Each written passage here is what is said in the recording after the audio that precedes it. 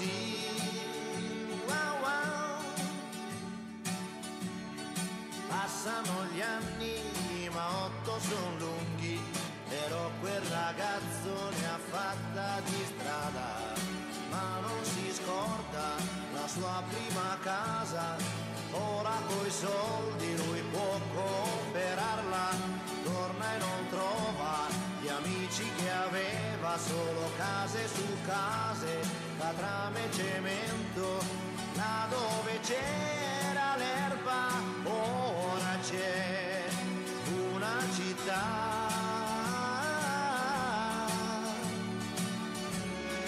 e quella casa in mezzo al verde ormai dove sarà?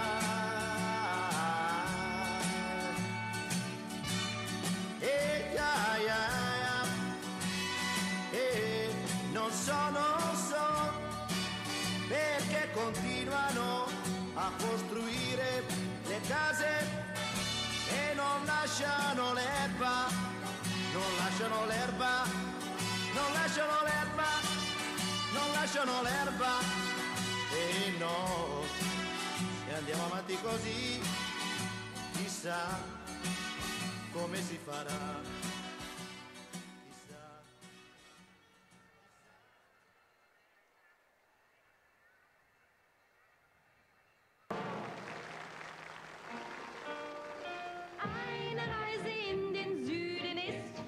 Schick und fein, doch zwei kleine Italiener möchten gern zu Hause sein. Zwei kleine Italiener, die träumen von Napoli, von Tina und Marina, die warten schon lang auf sie. Zwei kleine Italiener, die sind so allein. Eine Reise in den Süden ist für andere schick und fein, doch die beiden Italiener möchten gern zu Hause sein. Oh Tina, oh Marina, wenn wir uns einmal wiedersehen. Oh Tina, oh Marina, dann wird es wieder schön.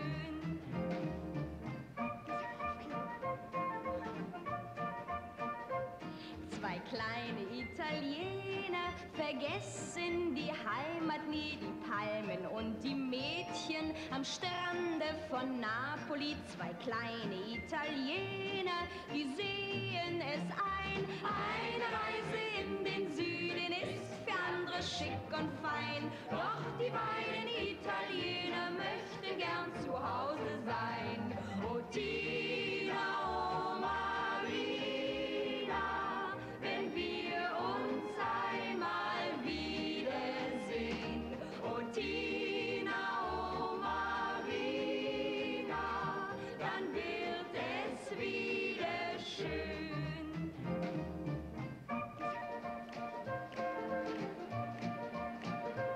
Zwei kleine Italiener am Bahnhof, da kennt man sie, sie kommen jeden Abend zum Betzug nach Napoli. Zwei kleine Italiener, die schauen hinterdrein. Eine Reise in den Süden ist für andere schick und fein, doch die beiden Italiener möchten gern zu Hause sein. Oh Tina, oh Marina, wenn wir uns einmal wiedersehen. Oh Tina, oh Marina, dann wird es wieder schön.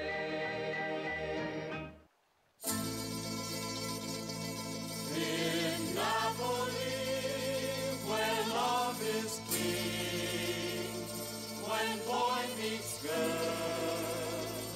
here's what they say.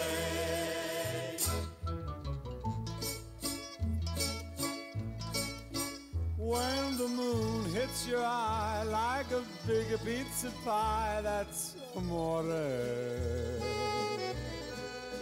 When the world seems to shine like you've had too much wine, that's amore. bells will ring, ting-a-ling-a-ling, ting-a-ling-a-ling, and you'll sing Vita Bella. Hearts will play tippy-tippy-tay, tippy-tippy-tay, like a gay tarantella. When the stars make you drool, just like a pasta fazool, that's amore. When you dance down the street with a cloud at your feet, you're in love. When you walk in a dream, but you know you're not dreaming, signore. Scusa me, but you see, back in old Napoli, that's amore.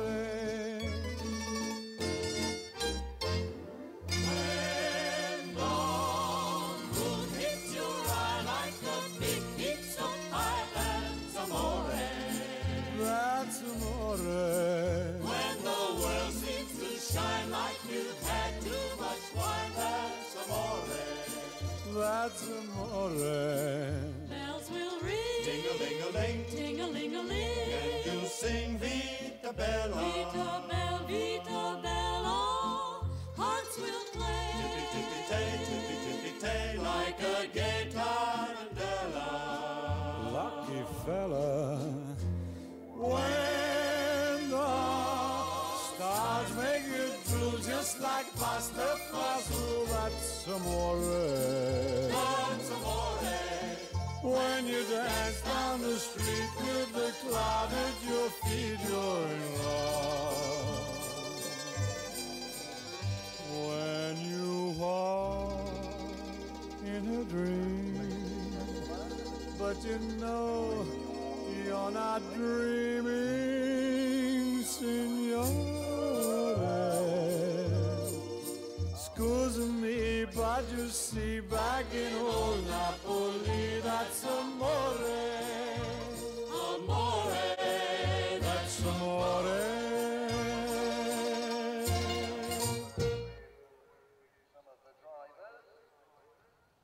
Volare.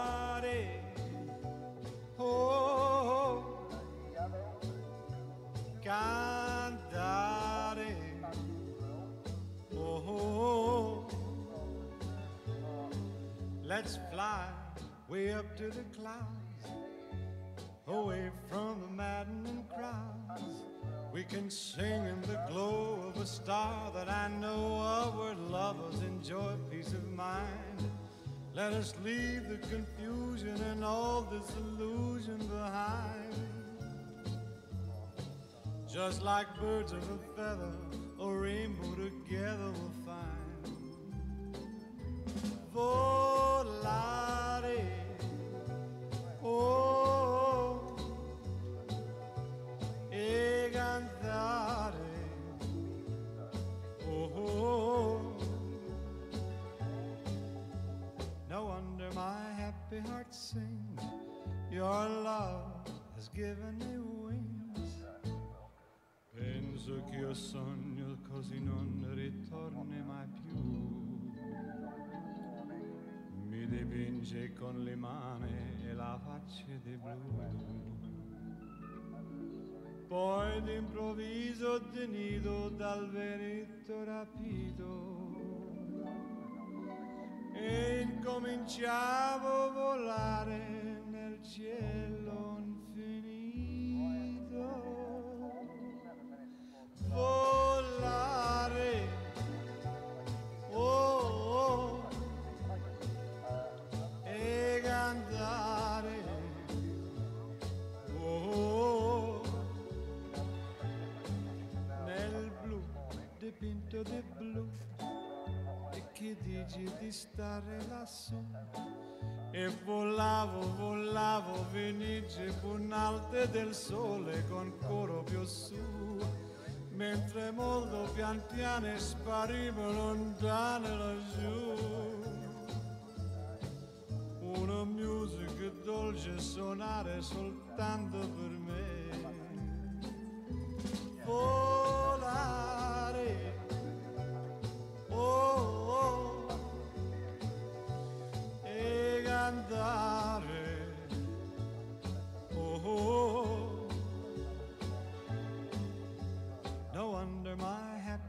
sings. Your love has given me wings. Nel blu dipinto di blu, venite di stare lassù.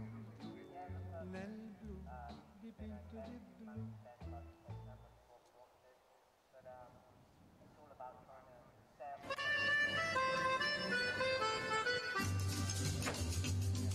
Sono innamorato di Marina, una ragazza mora ma carina, ma lei non vuol saperne del mio amore. Cosa farò per conquistare il suo cuore? Un giorno la incontrai sola sola, il cuore mi batteva a 1000 all'ora. Quando gli dissi che la volevo amare, mi diede un bacio e l'amor sbocciò. Marina, Marina, oh Marina, ti voglio più presto sposare. Marina, Marina, oh Marina, ti voglio più presto sposare. Oh mia bella mora,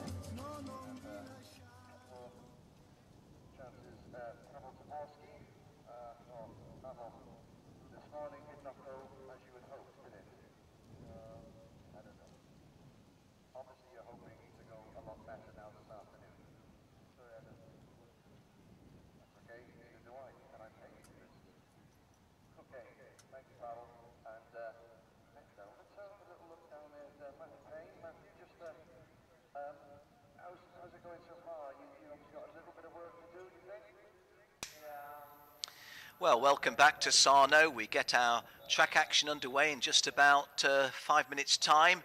And the first of the afternoon races is Heat 5 for the juniors in Groups A and D. Ryan McDermott and Titus Shanghai Schmidley. The front row, Ryan, a race winner yesterday. Didn't go quite so well in this morning's race. Marco Satimo and Matthias Pulkert, row 2. Aitor Sorazabel of Spain, row 3. Ollie Caldwell of Great Britain joining him on row 3 and also carrying our kart cam. Lucas Dunner and Alec Morse, row 4. Andreas de Alba and Rup Rupanen completing the top 10 on row 5. Michael Rosina and Pavel Taborski, row 6. Sebastian Belosina and Matthew Payne, row 7. Kane Shepherd of Thailand and Hannes Morin of Sweden, row 8. Hannes, one of 4 racing brothers from Sweden. Mark Kimber and Igor Lvov, row 9. And completing the top 20 from the Czech Republic, Jakub Novotny, and from Slovakia, Andrzej Dovjak. Outside the top 20, these are the guys starting from row 11 and 12.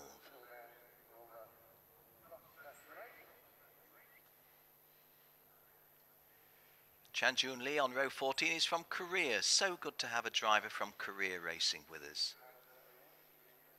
Actually got on the wrong side of the stewards though this morning and has had a penalty from his first race today.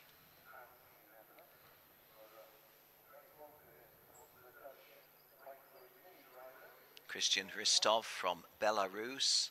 Again, well done to the Belarusians for producing a driver. And once again, Aaron Whelan from Ireland will have to start stone last, as he has done in all of his races, but had a good race this morning.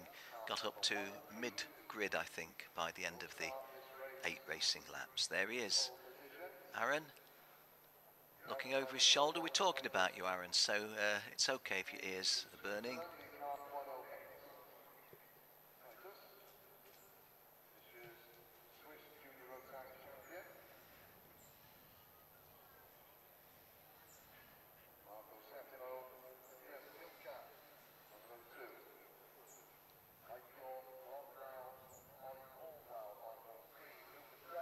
Well, this morning, if you were with us, you'll know that we started our first race this morning with everybody on wet tyres.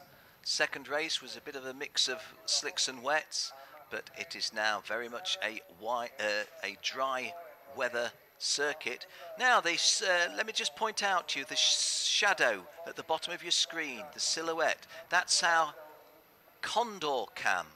It's fixed on a wire and follows the drivers around that part of the complex. We get some nice pictures from it. In fact, the picture you're looking at now is from that Condor cam. Last time I worked with a Condor cam, I think, was at Centennial Denver, Colorado, USA. Nice feature, the Condor cam. Ollie Caldwell has an onboard camera, and he'll be starting this race on row 3 in P6. Even better pictures than the Condor cam can give you, aren't they, the KART cam? There's the shadow momentarily of Ollie's camera.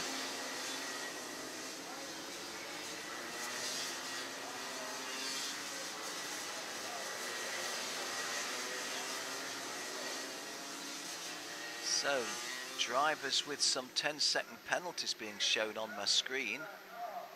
Included in this race, Sebastian Bellocine, 119, Enzo Valenti, 147, Xavier Hansheim, and 121, Leroy Yagasar are getting 10 seconds penalties before this race starts. Are these front fairing penalties? Well, that's going to make a huge difference.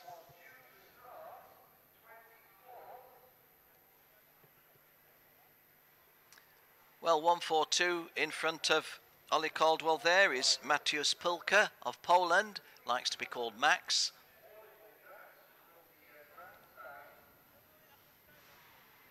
These good pictures, aren't they? Because it just takes you to the heart of the action, even on a formation lap.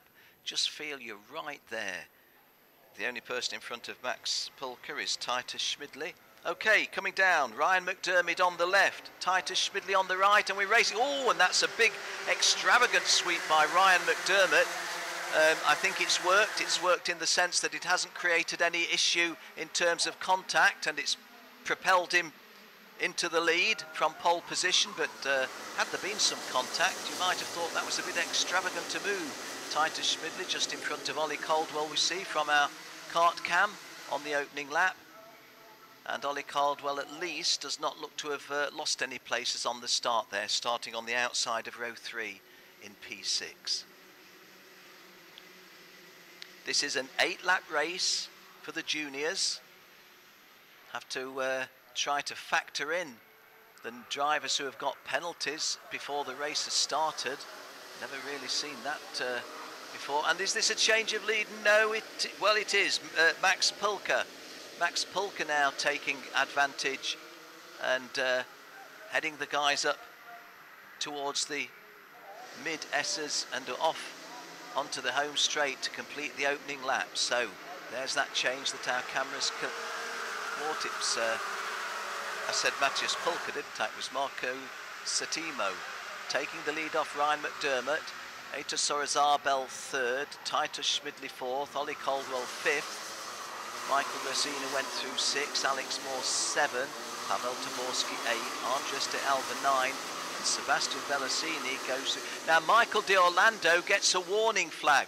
Michael de Orlando on the opening lap has got a warning flag, and he's in 26th place, so he's well out of the top positions, but he's got a warning flag. But let me tell you, quite a raft of drivers. I've mentioned some of them. I'm not able to mention them all. There's a long list.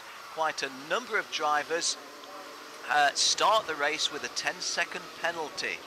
So, well, a little bit of drama here at Sarno on what's otherwise a lovely autumn afternoon. Ah, nice pictures there. We're in the foothills of Mount Vesuvius. We're not looking towards Vesuvius in that direction. That's from behind this camera shot as we set off on lap 3. There's the driving standard flag being shown to 101. Michael de Orlando from New York. He's also a boxer and a rower as well as a kart racer. Oh, and a terribly unlucky piece of driving there. The full 9 meters width of the circuit wasn't enough, and as I was looking elsewhere, I just saw out of the corner of my eye drivers losing places. So if your eyes were glued to the track action, you probably know clearer than myself. We do know that in the lead is Ryan McDermott, who's sat in pole Now let's have a look from our replay what we can learn of this. Oh gosh, definitely a little bit lumpy and clattery, wasn't it? In fact, there's more than one instance of clattering. Ryan McDermott there looks in a heck of a mess. That was the situation I was trying to describe with Marco Settimo going onto the grass as a result of that. Well, worth having a look at the replay. Your view on that as good as mine. Ryan McDermott now leading from Michael Rossino, Marco Settimo making 2 Italians in the top 3. Ollie Caldwell moves up to 4th. Titus Schmidlius drops to 5th. Ito Sorozabel 6th. Pavel Taborski 7th. Lucas Dunner from Austria moves up to 8th. Rupert Parnan of Finland 9th. And Alec Morse of Australia completes the top 10. Warning flag for Sebastian Bellosini. Now, Sebastian Bellosini is in the top 10, I think, did I see? No, he isn't. He's a lot further down. He's 21st. He's also got a 10-second penalty. Now, whether these have been factored in to the timing screen that I've got, I don't know. But he's also got a warning flag.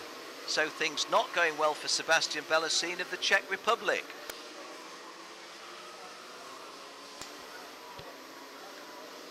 And once again, we're using the Condor cam. A wire is about 15 feet above the circuit at this point, and the camera just glides along it. Nice feature. Coming down now the long straight. This is the longest straight on the circuit between turns 1 and 2. Our race leader, kart number 165, Michael Rosina, shown there at 4 of 8, the half race distance in front of pole sitter Ryan McDermott. Our kart cam being hosted by Ollie Caldwell in 3rd place at the moment. Marco Settimo 4th, Titus Schmidli, a front row starter 5th, and Sorozabel of Spain in the top 6. Taborski 7, Dunner 8, Ruppinen 9, Morse completing the top 10. Pedersen in 12th place is from the United Arab Emirates, and he gambled this morning putting on slicks when only 2 other people had slicks, everyone else had wet. It didn't work at the first 3 quarters of the race, but he came on strongly in the last quarter, but it was too late to make a significant difference, and probably the gamble failed, but interesting that he was willing to do that. 5/8 of the race have gone, 3 remaining laps then. Michael Rosina, as you see, in the lead from Ryan McDermott and Marco Settimo, because Marco Settimo has gone past Ollie Caldwell, dropping the Brit down into 4th place at the moment. And those front-running 3 just pulling away a little bit from Ollie Caldwell. Saw briefly there our kart cam. So 165, Michael Rosina leading 132, Ryan McDermott. 3rd place driver, Marco Settimo. Ollie Caldwell 4th, Titus Schmidli completing the top 5. But it's a front-running 4, really, and quite a little bit of a gap between Michael Rosina, the leader, and Ryan McDermott in 2nd place. Let me have a look at the screen. It's 0.4 of a second at the end of lap 5. So 0.4 of a second, significant. Let's have a look what it is at the end of lap 6. It was 0.436, now 0.330. So the evidence of the transponders is that Ryan McDermott is reeling in the race leader. The evidence of Ollie Caldwell is that he's making progress up front. 132 in front of him is Ryan McDermott, and Ollie Caldwell, therefore, I think has got himself into 3rd place. The only people in front of Ollie are Ryan McDermott 132 and Michael Rosina 165, and he's the race leader. So it's by far from a handicap to carry our kart cam. Ollie Caldwell not overly thrilled with his results so far, but not abjectly disappointed with them either, telling circuit commentator Henry Burdett, look, it's at this stage of the event, it's all about being in the first few places, getting decent results, decent scores, so that when it comes to the finals, we're ready to go for it. Fastest lap is just set at 63.66 in 3rd place, and here he is, looking to go 2nd, and does he consummate this? I don't think the angle's right, and Ryan McDermott just holding him off, and Ryan McDermott actually inviting Marco Settimo, I think it is, to attack him from the other side of the circuit. So Ollie Caldwell battling hard. You saw the kart cam silhouette or shadow there, but it's looking good for Michael Rosina. It's a battle royal with the 4 drivers behind him for 2nd, 3rd, 4th and 5th, of which Ollie Caldwell with our kart cam is one of them. This is the back straight, the paddock straight to the left, the big awning where all 360 karts are housed overnight and during the day when they're not racing. Titus Schmidley in kart 108, just in front of Ollie Caldwell. But Michael Rosina with a lead of half a second when I last looked at the time screen, sweeping onto the home straight, taking the checkered flag. Michael Rosina wins it comfortably by by 2 full seconds. Ryan McDermott 2nd, Titus Schmidley 3rd, Ollie Caldwell 4th, Lucas Dunner 5th, Root Rapanen 6th, Aito Sortharbel 7, Pavel Taborski 8, Lucas Pettersson 9, and Marco Settimo in 10th place. Well, interesting race. Hope you enjoyed that one. Big thank you for joining us here at Sarno on behalf of KART-DATA, on behalf of Rotax, on behalf of my co-presenters Jenny Wade and Daryl Smith, and on behalf of myself, Ken Walker. We're so glad to know you're out there watching and listening. We really appreciate it.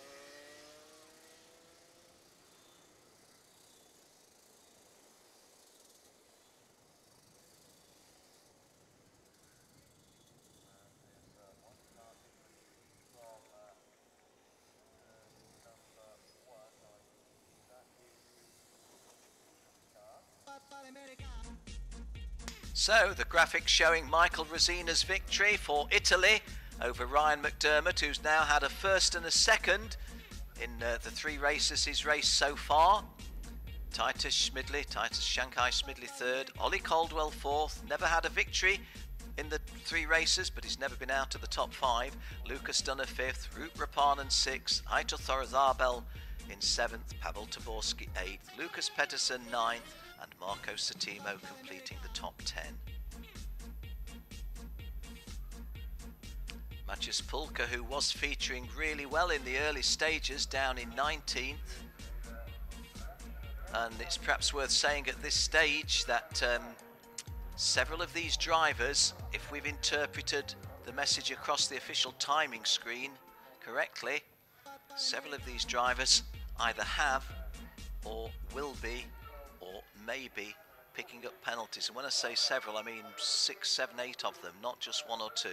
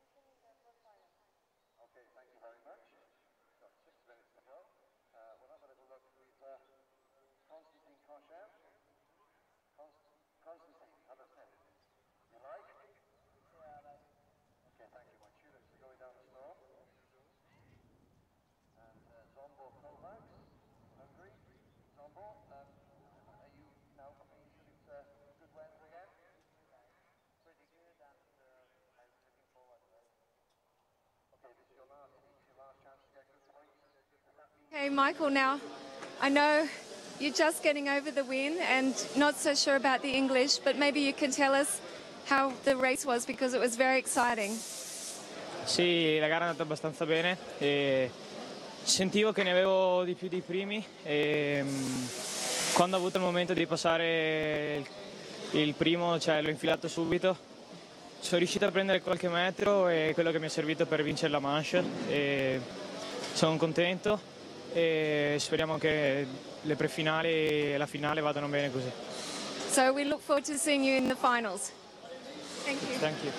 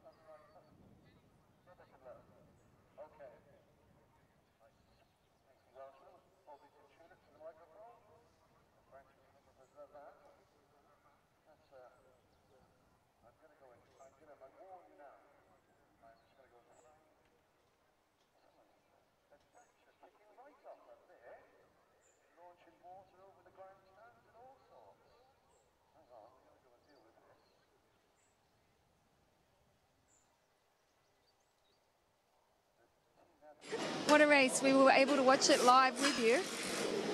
Maybe you can tell us a little bit about it? Yeah, it was really good, seeing as I started 6th, managed to gain, I think, up to 3 or 4 places. At some point got up to 3rd, but it was all really, really close. Just managed to get a bit unlucky on the last lap at the end, but still 4th, we've made places, so that's really good in my opinion. And of course, Ollie, you're carrying our onboard camera, so you brought the excitement into everyone's handy or phone or lounge room. Yeah, it's a privilege to be able to have the camera on board, just to let everyone know at home what the track looks like and what it feels like to race. Of course, I think a few of them fell off their lounge while they're watching or driving. Yeah, it would be a bit unlucky, yeah. Okay, well done and congratulations. Great race. Thank you. Thank you.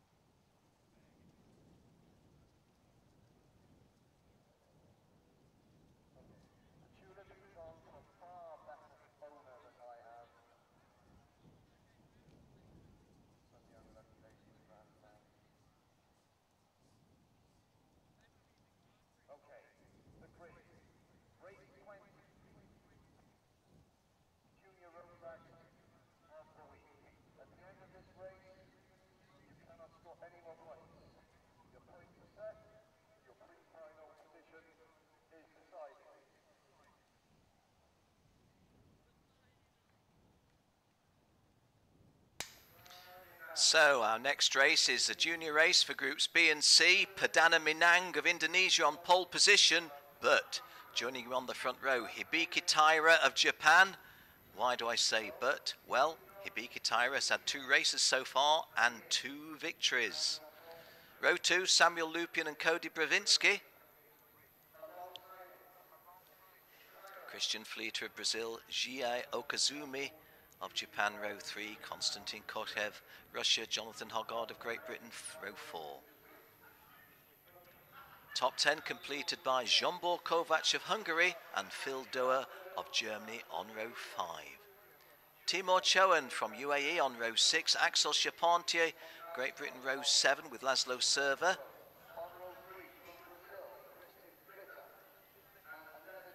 Dylan Tavella and Nicholas Bruckner is an All-American row 9, and Matthias Ramirez is on row 10 for America, this time joined by Felix Janssen of Sweden. They're the top 20 completed. Leonie Claude on row 12, she's from France and is the only girl in the junior class.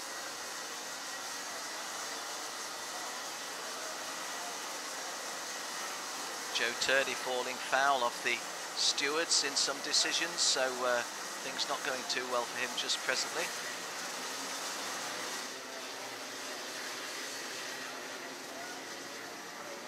Manav Sharma from India, always good to have a driver from India. We don't have too many, although we've usually managed one or two in recent Rotax World Challenge Grand Finals.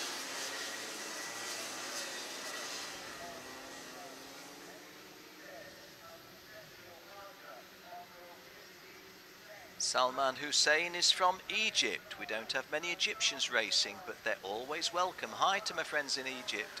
I did my first ever Rotax World Final, Grand Challenge World Final in Egypt at Sharm el Sheikh, the 2003 Rotax World Challenge Grand Final. My first ever visit to Ghibli Raceway. Been many times since for another Rotax World Challenge Grand Final and about 4 or 5 rounds of Middle East Kart Cup.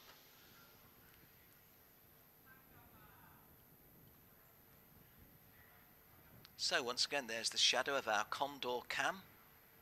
I love this facility. I said that to you last time, and I really do. See the Condor cam just moving along with the drivers. Gives us a nice little overhead shot about 15 feet in the air. The wire is not on the circuit, so if there's any kind of mishap, it's not going to be on the circuit, doesn't interfere with anyone. Just gives us good pictures. Perdana Minang on the left, Hairi Tabika, the unbeaten Hairi Tabika on the right, and Tabika getting a good start, but not as good as Perdana Minang.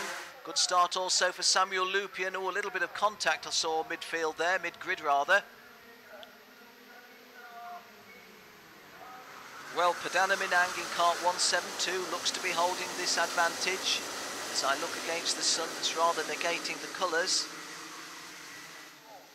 And I think that that's 1-6 Hayurika Tabiki in second place. Can't identify too many more. In fourth place, that's Ji Okazumi.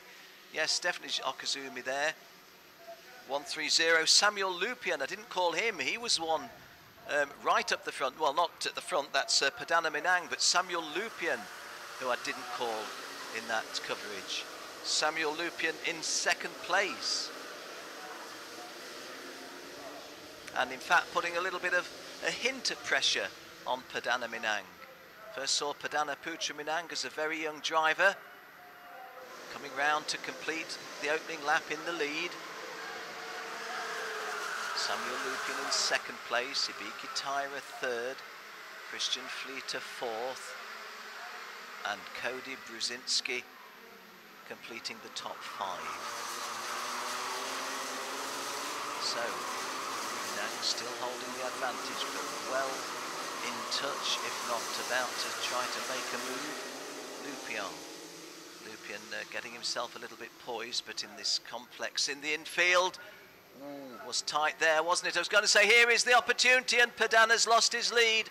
Perdana Minang, in fact, could even lose second place. No, a good drive by Minang to hold on to second place. He's lost out to Lupian.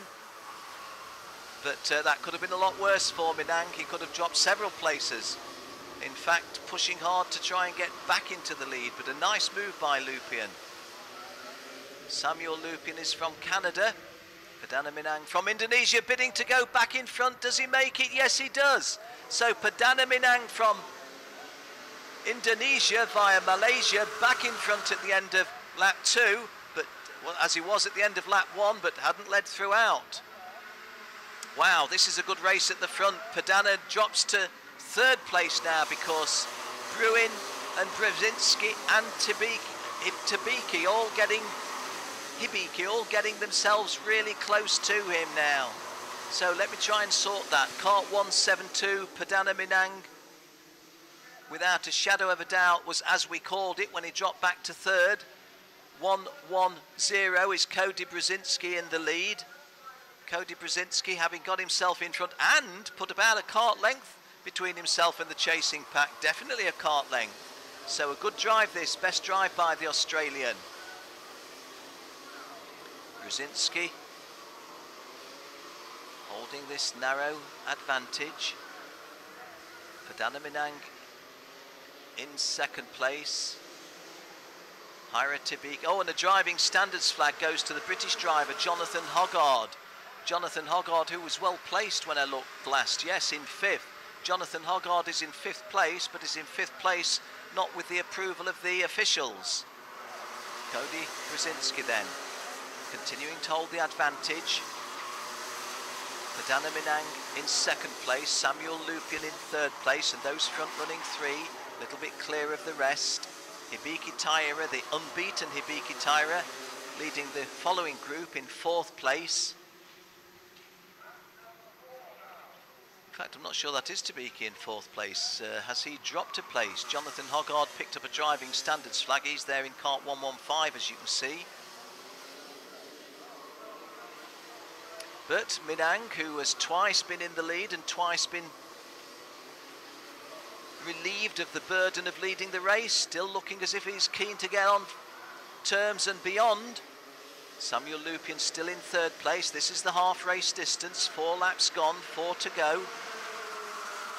Brzezinski, Minang, Lupien, Hoggard, the 1, 2, 3, 4.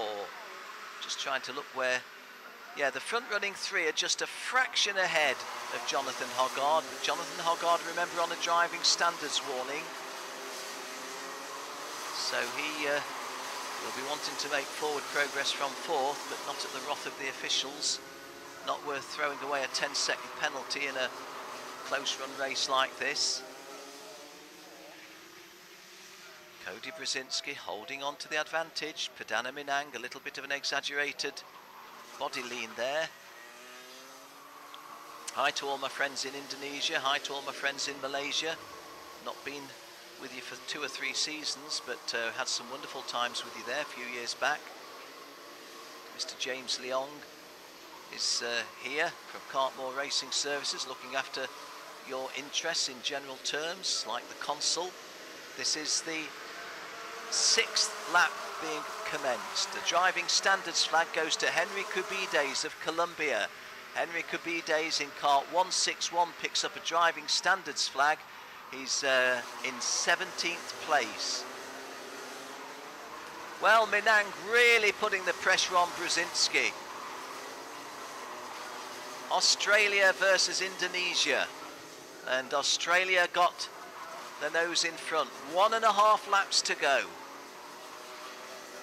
Sorry, 2.5 laps to go. This is lap 6.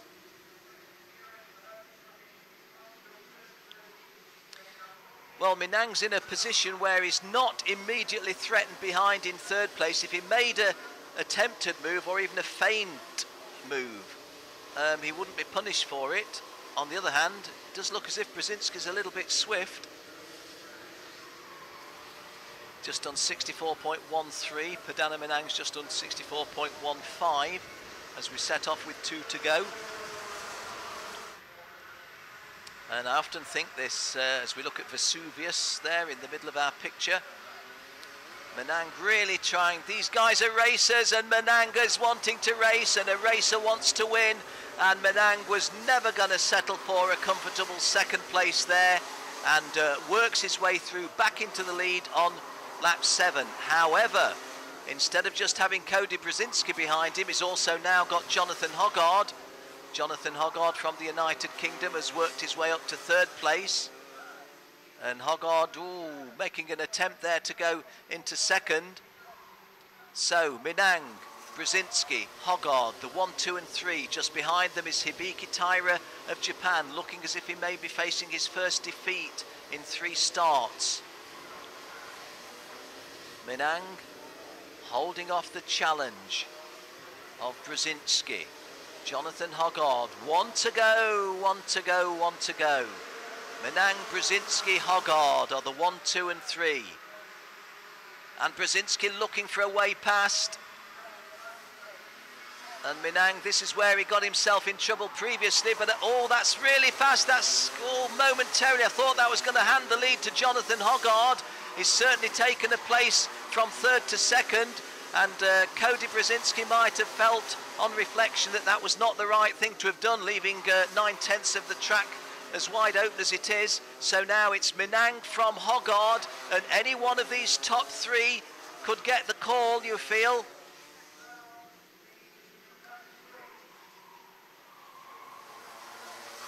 Jonathan Hoggard then putting the pressure back on from third place now. Was in second. Brzezinski trying to put the pressure on. Looking over his shoulder. I think that's put a cushion between themselves and Perdana Minang. He's going to come onto the home straight, seeing nobody terribly close to him. And he wins the race. Perdana Minang wins it. Cody Brzezinski in second place. Jonathan Hoggard in third. Hibiki Taira beaten for the first time in fourth place. Axel Charpentier fifth. Jie Okazumi, a good drive by the other Japanese driver, in sixth place. Samuel Lupien will be disappointed to have fallen away to seventh. Laszlo Server of Hungary eighth. William Pettit of the UK ninth. And Jean-Paul Kovacs of the United Kingdom completing the top 10 at number 10. 34 of the 36 starters finished the full race distance of 8 laps. Perdana Minang, the winner.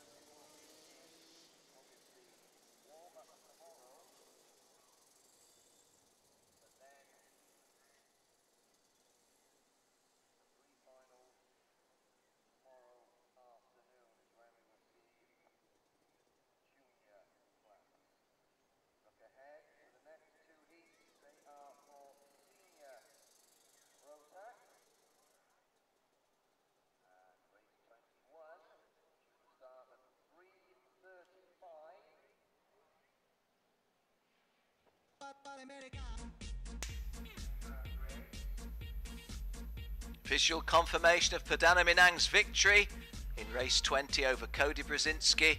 In second place, Jonathan Hoggard in third place. Hibiki Taira of Japan is fourth, but finishes the qualifying heats with 2 victories and a fourth place, so he's well placed for tomorrow's pre-finals. Axel Charpentier climbed up to fifth place. Jie Okazumi of Japan increasingly doing his work just under the radar, but going well. He was sixth. Samuel Lupien, who was running at the front for a long time, will be disappointed with seventh. Laszlo Server 8, William Pettit 9, and Jean-Paul Kovacs completing the top 10. Timur Shahan of United Arab Emirates just getting a top 20 finish in 19th place. Nick Bruckner's going to be disappointed with 23rd. He would have hoped for a lot better than that. Okay, go down to Jenny.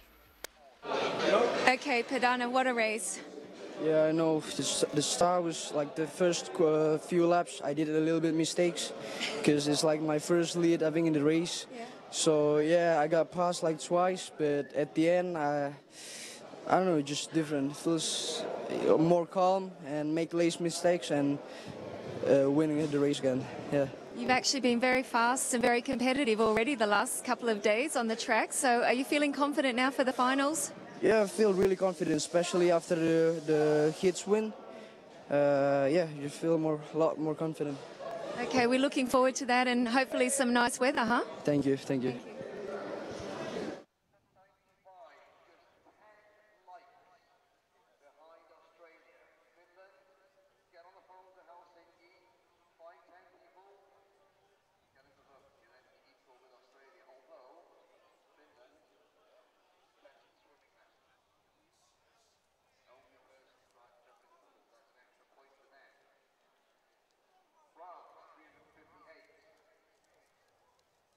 Germany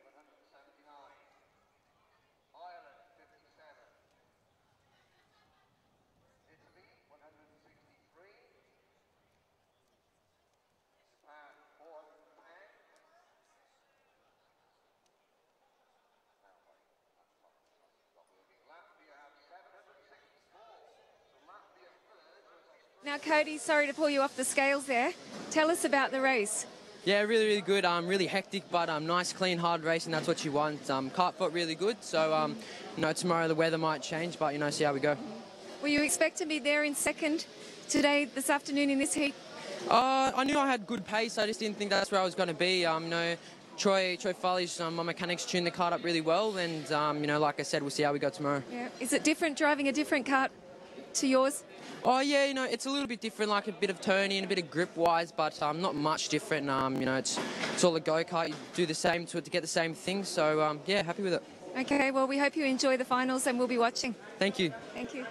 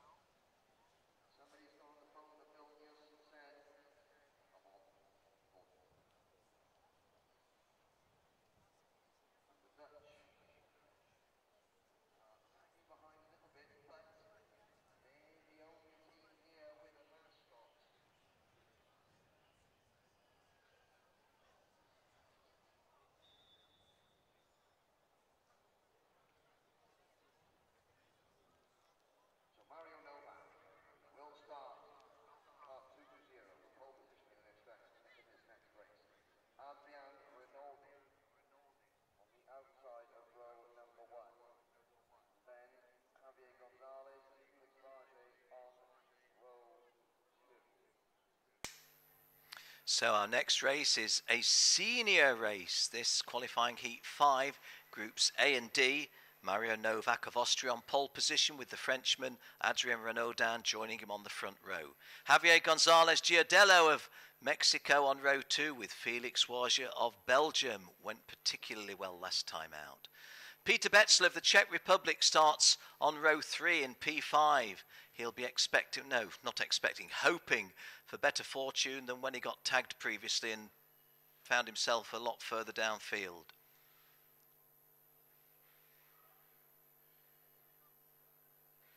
Viktor Velezinski of Poland and Berkay Bezler of Turkey completing the top 10 on row 5. Nicholas Schürl of Austria on row 6 has been carrying our kart cam. And in fact, there it is. Or there is the view from it. Mentioned previously that Koki Mizuno on row 8 from Japan had a leg injury last week in the RGMMC Rotax International Open. The doctor wouldn't permit him to race, but he's racing here a week later and going well. Well, 2 weeks later because it was the previous weekend.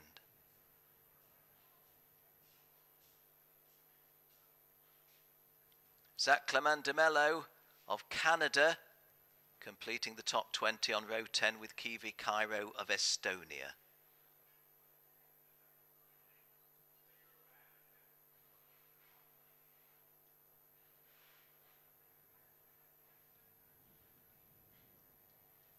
Farel Pratana from Indonesia. We've just had an Indonesian race winner, Perdana Menang. Christian Brooks from the United States back in row 13. Christian Brooks, kart number 235, was the Challenge of the Americas champion this year. He's from LA.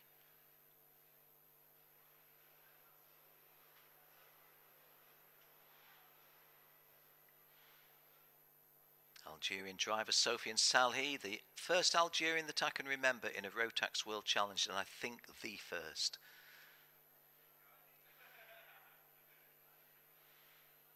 Yuri Matashek of the Czech Republic, starting on row 17, drove a lot better than that might have suggested in the non-qualifying preliminaries earlier today.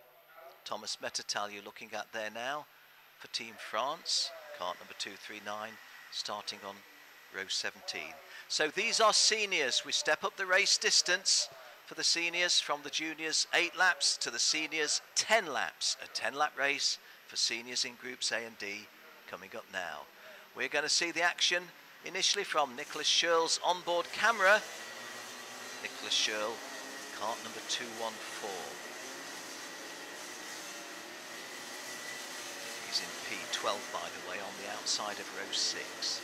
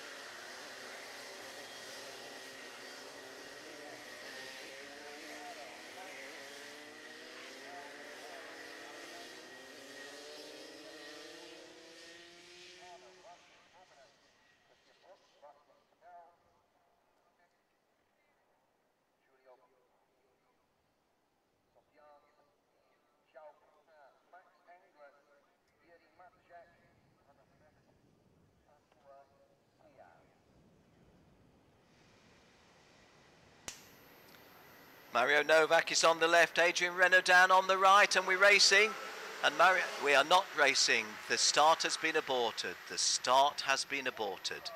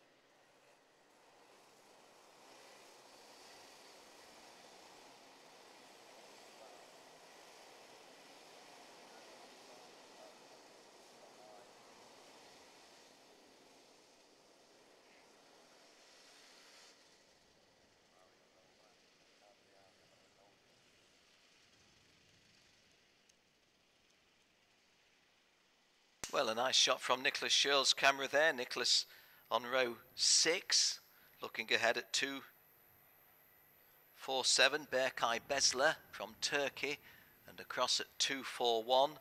Viktor Velezinski from Poland.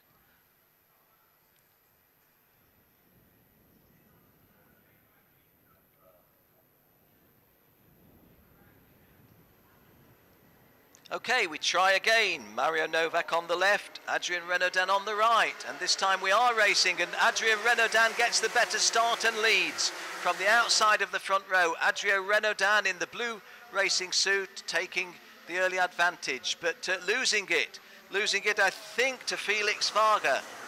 Felix Wargier, rather, not Varga. He told me last time I spoke with him. Say it the French way, Wargier. But a little uncertain behind those. I think that's Mario Novak then. There we have from Nicholas Scherl's view, Viktor Velezinski of Poland in front of him in kart number 241. That must be a little way back from the front in the lower order of the top 10 though, I would think. Kart number 222 is Adrian Renaudin, and he's the race leader. He's in front, I think, of Felix Varga, not 100% sure. Coming round to the right-hand sweep onto the home straight for the first time. So, Adrian Renaudin leading, I think. Felix Varga second, confirmed. Peter Betzel it is in third place. Javier Gonzalez Giardello in fourth. Cody Gillis fifth, Mario Novak from pole position, disappointing to be back in sixth. Berkay Besler from seventh, Viktor Velezinski eighth, Marco Di Leo ninth, and carrying our camera on board, Nicholas Scherl is in kart 214 in 10th place. And there he is. Just in front of Nicholas is KART number 241. That's Viktor Velezinski of Poland. But Nicholas Schürl got a little bit to do to catch up on Viktor Velezinski. Yes, two karts have collided there, haven't they? I would have put them, they weren't perhaps in the top 10, but they'd have been in the upper part of the next 10, in the upper part of the top 20, so to speak. So, as we set off on lap 3, oh, and a little bit of wheel banging there on screen, wasn't there?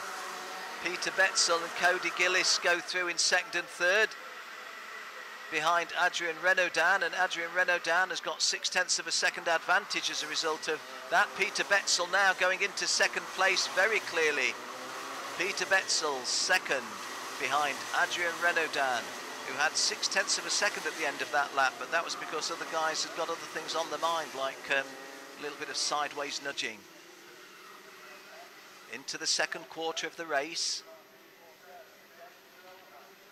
Adrien Renaudin 1, Peter Betzel 2, Cody Gillis 3. Just had a good drive by Cody Brzezinski of Australia. Cody Gillis of Australia going well in this one, in third place. Javier Gonzalez of Mexico 4th, Felix Warsche of Belgium completing the top 5. Just outside the top 5, Berke Besler running 6th, pole sitter Mario Novak down in 7th, and quite a handy lead this, isn't it? It was 0.62 of a second, it's now 1.0. So Adrien Renaudin, the Frenchman, holding a full 1 second advantage over Peter Betzel in second place. Alors, après trois tours, le leader, c'est le Français Adrien Renaudin. Adrien Renaudin. En deuxième place, Peter Betzel, Czech Republic. Troisième place, Cody Gillis, Australia, as Adrien Renaudin builds even greater advantage, it would seem. But Peter Betzel trying to just pull away a little bit. Yes, he is, isn't he? Looking over his right shoulder, pulling away a fraction from third place Cody Gillis. As our caption shows you, we're on lap 4 of a 10-lap senior race.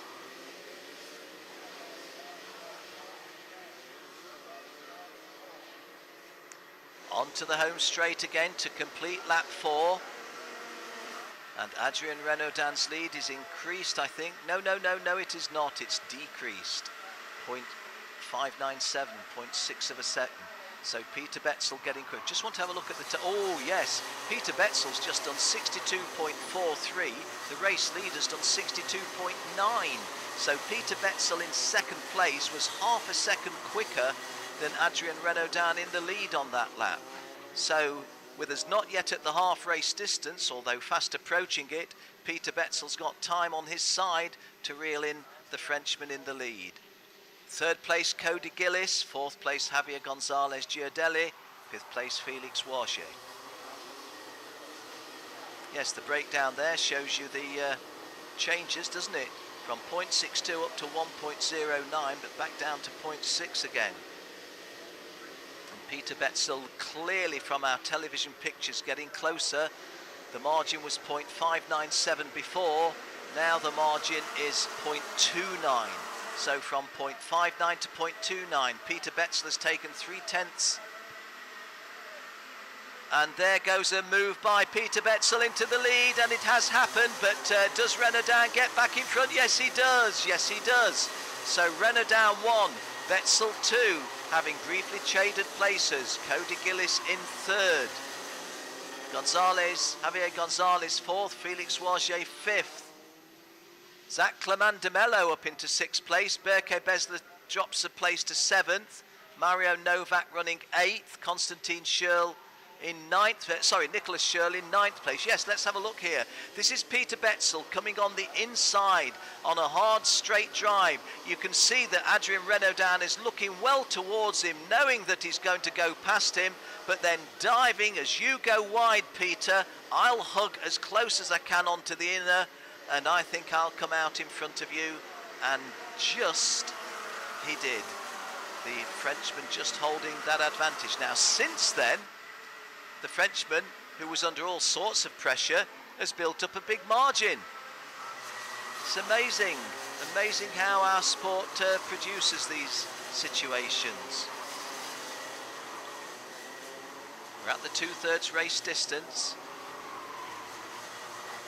So 4 laps to go, including the one that they're on, although they're well on the way around lap 7 already. Yes, another replay, worth seeing this.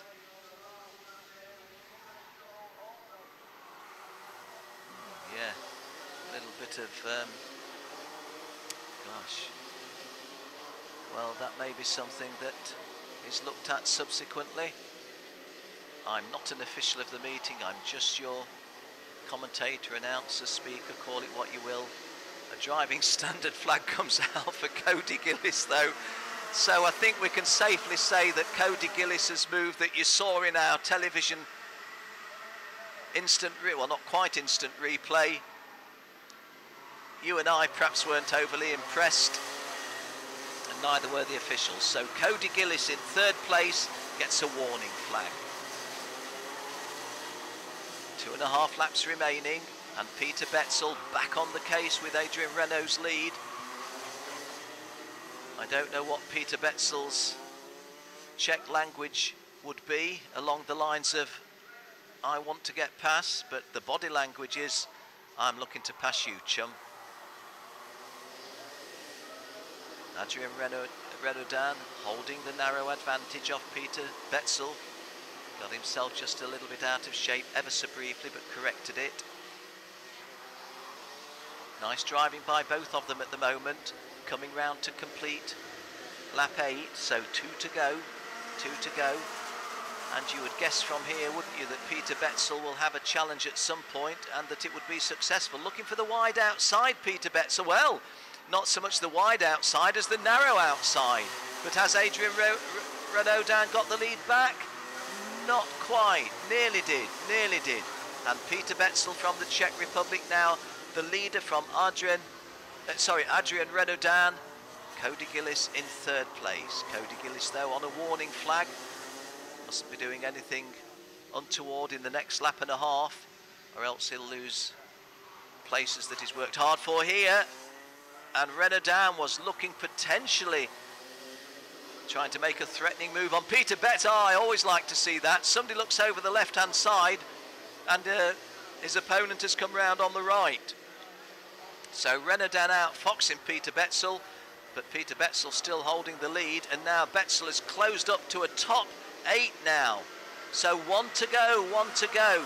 Betzel in control of the race, but is it a winning control? At the moment is in the lead. Renault 2nd, Gillis 3rd. And Renault in well, I thought he was in danger of losing 2nd place then, but the Frenchman knows what he's doing. He, after all, is driving the race. I'm just trying to interpret the pictures.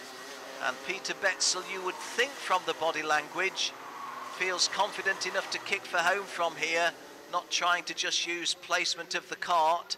This is the paddock short straight. I say it's short straight, it's a reasonable length, but it's a lot shorter than the very long straight.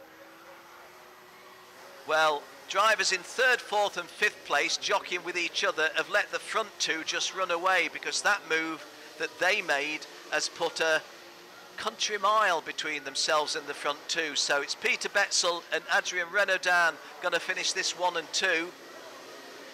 Peter Betzel wins it, Adrian Renault in 2nd place, and the best of the chasing rest was Zach Clement de Mello.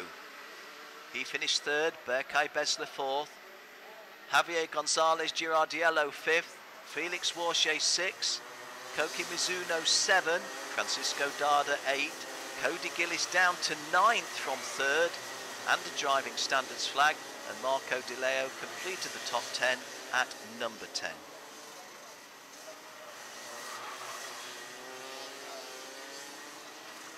And all 35 starters completed the full 10-lap race distance.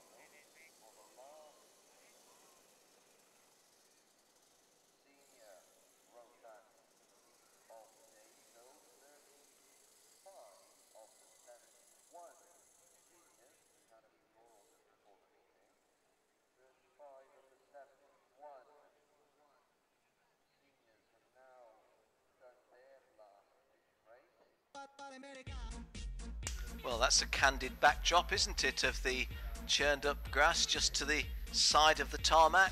Confirmation, though, that Peter Betzel was the winner from Adrien Renaudin, and a good 2 seconds behind them, having their own private battle.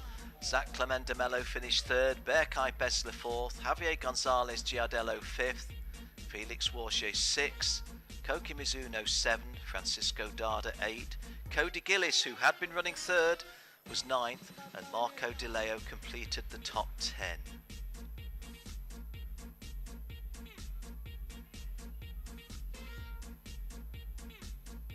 Good drive from the Korean driver, Kang-do Kim, finishing in 24th place out of 35 starters. Good effort for the Korean, has very, very little international racing experience. Unlucky for Nicholas Scherl, carrying our kart cam down in 28th place. He will be disappointed with that.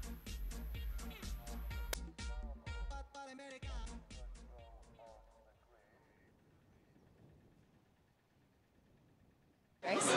Yes. Okay, what a great race, Peter. Now, I know you have much experience, but really, I think today it showed. Yeah, today first race wasn't so good, but now I make a good start, and then I think, fast, so I'm very happy. We thought the juniors were close, but here was, I think, 8 or 9 karts so close together. Did you expect that you would be there at the end of today? No, I don't expect this. What do you think about the circuit here? Good racing for the grand finals? Yes, I think it's long straight and many overtake places, so I think it's fine. Will you make many changes for the finals? I don't know. It's not going to tell us. Well done. Thank you.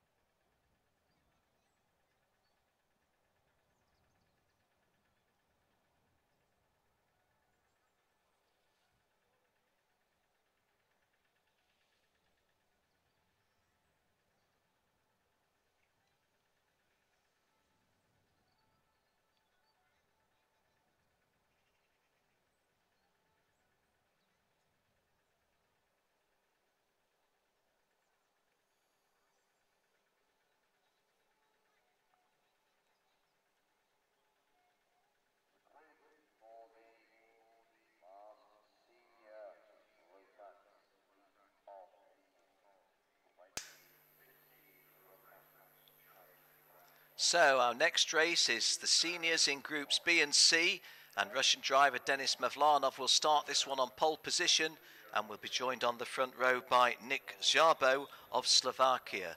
Row 2 is an all-Belgian affair with Noah Ruvers and Glenn Paris, or Glenn Van Paris. Joao Rosate of Brazil, Chris Dreispring of Germany, row 3, Chris Saganos of Greece, Felix Kotik of Austria, row 4. And the top 10 is completed by Robin Sario of Finland and Filippo Laghi of the host nation Italy. Another Italian on row 6 is Rocco Tancredi. Ramiro de Bonis joining in.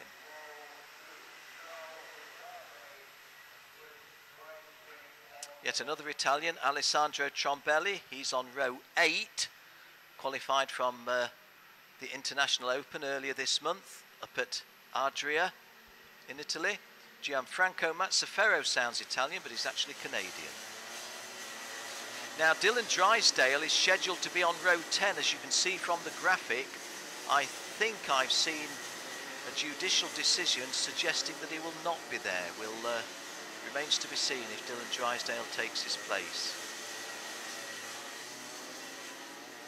Bruno Borlido, a former world number 2 in Valencia, Spain 2 years ago, down on row 11.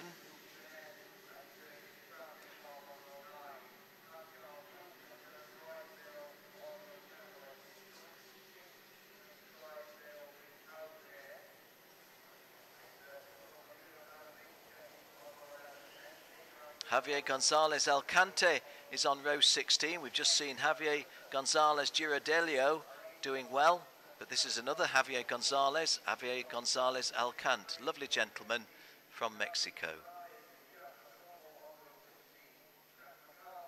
And the grid completed by those 4 gentlemen, concluding with Tarek Hayek from Egypt. Great to have an Egyptian with us. Tarek, a lovely guy.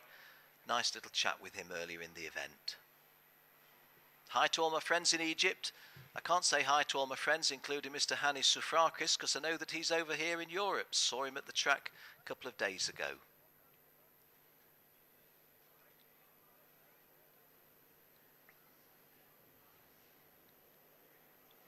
So Denis Mavlanov on the left, Nicholas Jarbo on the right. Do we get a first timer? It looks as if we do. And oh, a good start by Nicholas Jarbo from the outside of the front row, and that looked a legitimate start from the outside of the front row. It's not often that the out of pole driver gets the jump, but this time that looks to me like Nicholas Jarbo into the early lead. A little bit slow by Denis Mavlanov in the darker coloured race suit. I think he's in 3rd place at the moment. Yes, he is. I think it's Noah Rouvers in 2nd place, if I'm identifying those red racing overalls correctly. So my call of this is Nicholas Jarbo 1, Noah Rouvers 2, Denis Mavlanov 3 on the opening lap. Glenn Van Paris in 4th place for certain. Glenn Van Paris looking to put a bit of pressure on Denis Mavlanov at this early stage.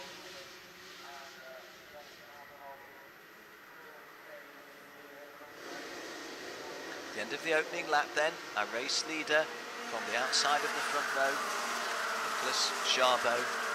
Noah Rouvers in 2nd place, Denis Mavlanov 3rd, Glenn Van Paris 4th, Joao Rosati in 5th, Felix Kotick 6th, Christopher Dreisbrugg 7th, Robin Sario 8th, Filippo Laghi 9th, and another Italian, Rocco Tancredi, completing the top 10 at number 10.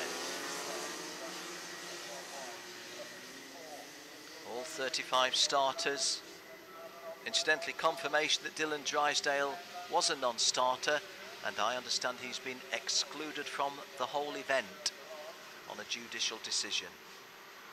Nicholas Jarbo leading presently from Noah Rouvers. Denis Mavlanov in 3rd place, but coming under pressure, Denis is, from Glenn Van Paris. And those front 4 pulling away a little bit from 5th place, Joao Rosati. So the front 4 setting off on lap 3 in the same order as they were previously. Let's see if there's any change in the lower. Yeah, Christopher Dreisbrugg has moved up to 6. So a good move by the German, 264 up into 6th place. And no other change in the top 10, just outside the top 10. Once again, Gianfranco Massafero. And we're losing somebody. Adam Vinci, I think, has fallen way, way down. He's just done a 69.2 lap when everybody else is doing about 63, 64. So an incident there that we didn't see, but this is the race leader, Nicholas Jarbo, continuing to lead the race, even putting a little bit more distance between himself and Noah Rouvers, possibly. Denis Mavlanov, though, in 3rd place, has the very close attentions of Glenn Van Paris, as he has for virtually the whole of the race. Starting lap 4.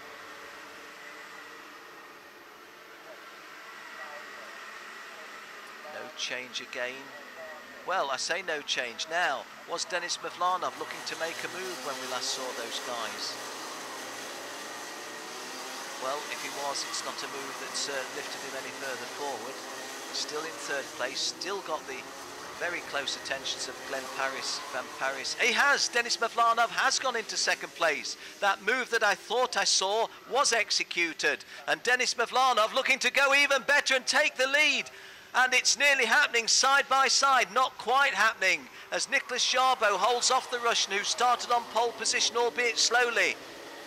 And Denis Mavlanov, having gone past Noah Rouvers when I first thought I saw he had done, in fact there's clear confirmation that that's Denis Mavlanov in second place and working really hard now. Glenn Van Paris having a good dice with Chris Dryspring. Oh, and one or two of our front runners there getting themselves onto the rumble strip and onto the grass.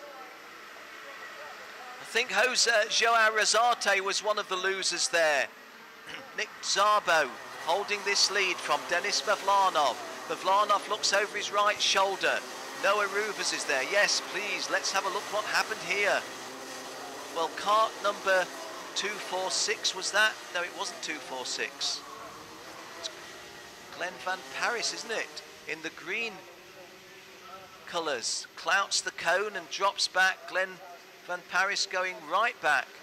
So now we've got a rolling cone. Not a rolling stone, but a rolling cone. But no doubt that'll be collected. It's gone now. Yeah. So, heading towards the half race distance in a race that's not been without its incident.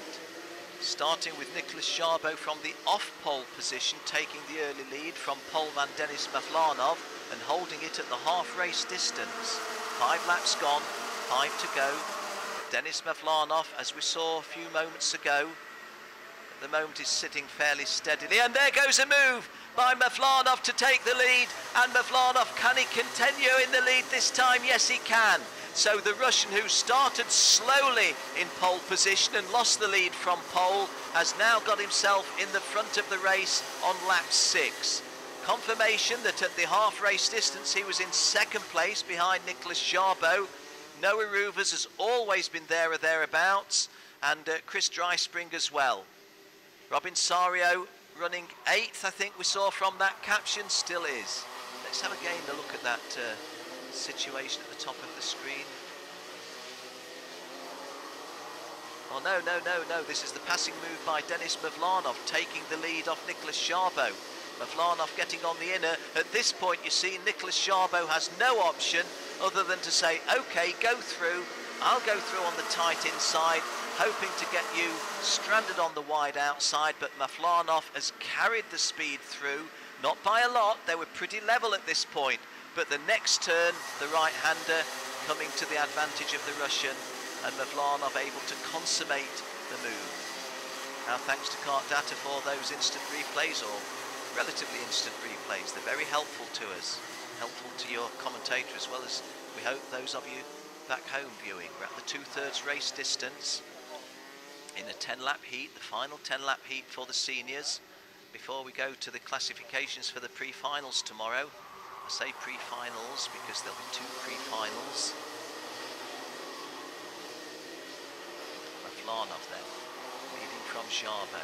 Chris Dryspring of Germany in 3rd place. Noah Ruvers of Belgium 4th. Glenn Van Paris also of Belgium in 5th place. And these 5 are clear of the rest of the field as we set off on lap 8. Denis Mavlanov ducking his head really low. And Nick Szabo looking very threatening, isn't he?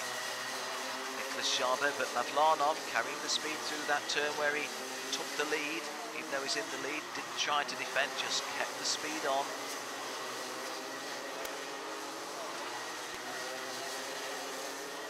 And Chris Dryspring has gone into 2nd place, hasn't he? Christopher Dryspring is cart number 264 and has moved into 2nd place, so that's taken a little bit of the pressure off Denis Mavlanov. Must be very frustrating for Nicholas Szabo to have been so close to getting the lead off Denis Mavlanov, only to see Chris Dryspring saying, hey, why should you have to do all the hard work? I'll help you. I'll move into 2nd place. I'll chase him. That's what he's doing. We're at the 3/4 race distance and beyond. We're into the final quarter. So 2 laps to go. 2 to go. Denis Mavlanov has a lead of 0.5 of a second. So half a second on this fast track. 1,547 metres. It's a long track. And all of the wet circuit horrors, well, that's too strong a word, horrors, but the anxieties this morning have all evaporated. This is a warm Italian autumn afternoon, the track completely dry, no remote hint of any moist areas on the track. Denis Mavlanov coming now onto the paddock straight, one of 2 straights on this circuit, this the shorter one of the 2. Moving now onto the infield complex, the technical complex. Moving towards the midfield S's. Around the 180-degree hairpin into the serpentine. S's, or call it what you will. Onto the home straight to see the last lap board. One to go, Ramiro Britt, our clerk of the course, displaying the last lap board. And Denis Mavlanov holding the advantage from Christopher Dryspring. Christopher Dryspring there under a lot of pressure from Nick Jarbo. And both of those two guys have closed the gap on Denis Mavlanov. This race is not won and lost yet, you know, with 2/3 of a lap still remaining. Dryspring, but Denis Mavlanov doesn't drive defensive line, he just tries to drive smooth and quickly at the front, and that's serving him well at the moment. There are opportunities if you're faster, but Denis Mavlanov looks to have the same speed, glancing over his shoulder now. As I've said before in commentary, the driver behind, when he sees the leader glance, is always a boost. You're trying to see where I am, Chris Dryspring trying to make a little feint, I'm going on the inside, or maybe it was for real momentarily, trying to force a driver error out of Denis Mavlanov. Mavlanov very smooth at the front, but this race now onto the home straight, and the Russian looks to have contained it, and Denis Mavlanov wins it. Christopher Dryspring in second place, Nicholas Jarbo in third, Noah Ruvers in fourth, Glenn Van Paris in fifth. And I pause at that point and say all 5 of those front runners I thought drove really, really well. Rocco Tancredi was 6th, Robin Sario 7th, Felipe Largue 8th, Hugh Ibanez 9th, and Felix Kotick completing the top 10 at number 10. 34 of the 35 starters completed the race. We only lost the Canadian Gianfranco Mazzaferro, and we lost him at about the half race distance.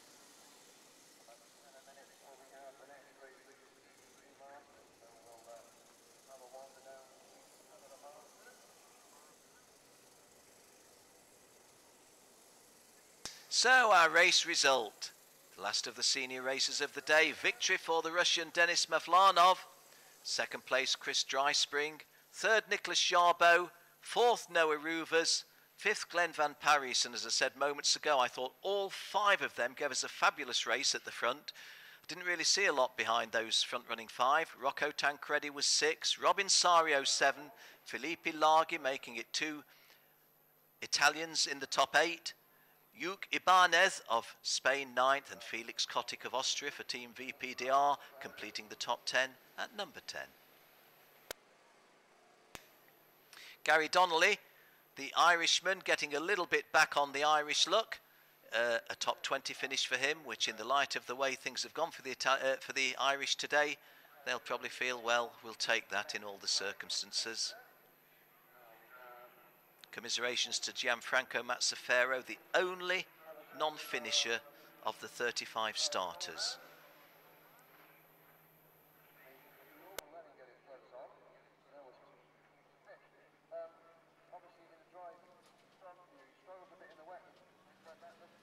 Okay, Denis, now what a great race that was. You had a really good lead, but they caught you up near the end. Yeah, just I have a gap after guys close to me, but I controlled this, and after I just a bit stopped them and finished again first. Are you happy with the speed now and how everything's going, ready for the finals? Yeah, it's quite good speed. Track is really hard, slipstream is crazy, and I think impossible to go first all times. You need to change the places, but it's cool. It is good, and we enjoyed the race, so we're going to wish you luck for the finals. Yeah, for sure. I try to win this final, and I can. You see, I hope I can do it. We put Russia on the top of the podium. Yeah, for sure. Thank you. Okay,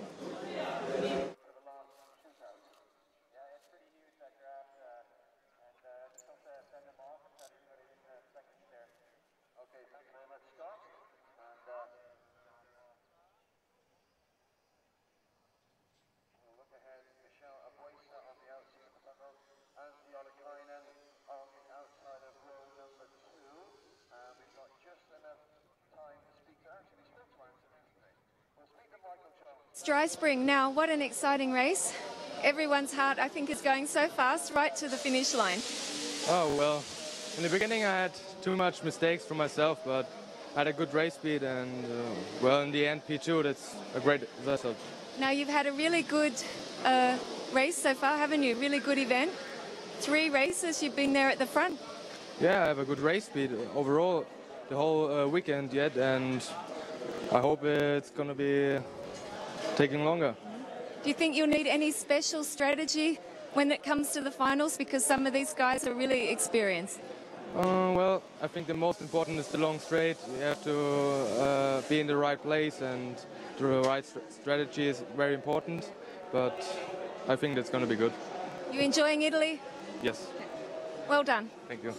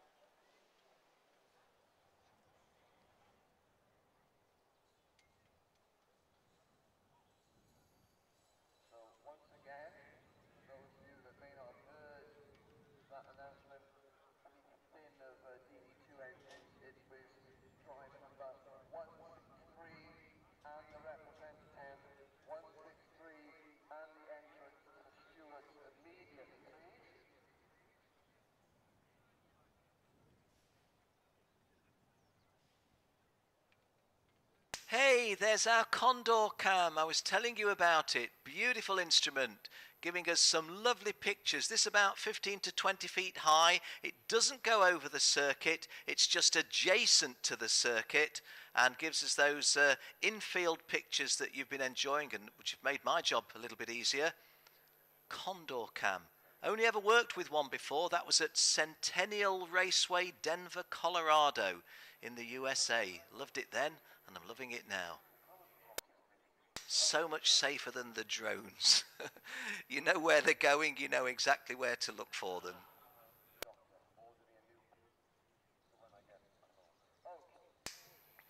Well, that's goodbye to the juniors and the seniors. We go into DD2 now, and race 23 is for Groups A and D in DD2 Masters. Nicholas Verheul of South Africa starts on pole position with Brazilian Michel Aboisa joining him on the front row. Scott Campbell, the evergreen, on row 2 with the impressive Antti Ollikainen.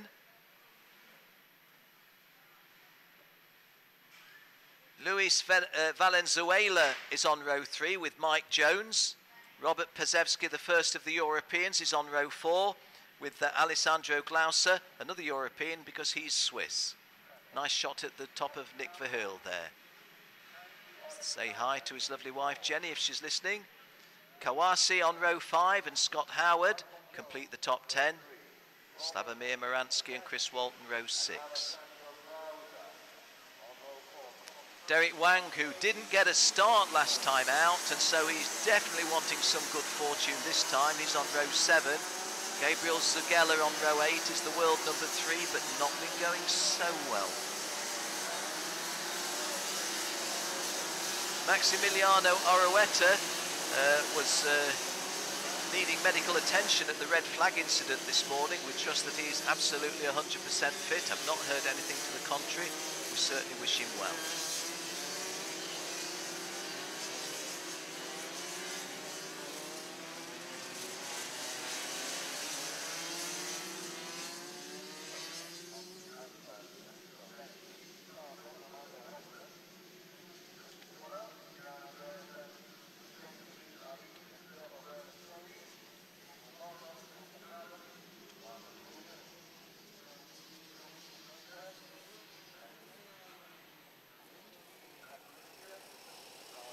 Grid completed by Chimang Ong of Malaysia and Handi Haja of Indonesia.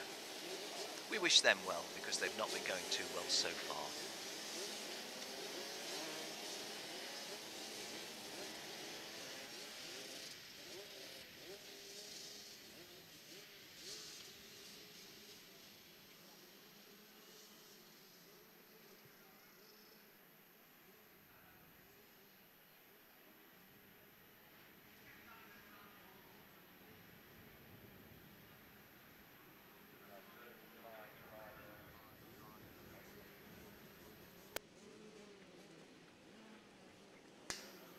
On the left, Nicholas Verheul. On the right, Michel Aboisa.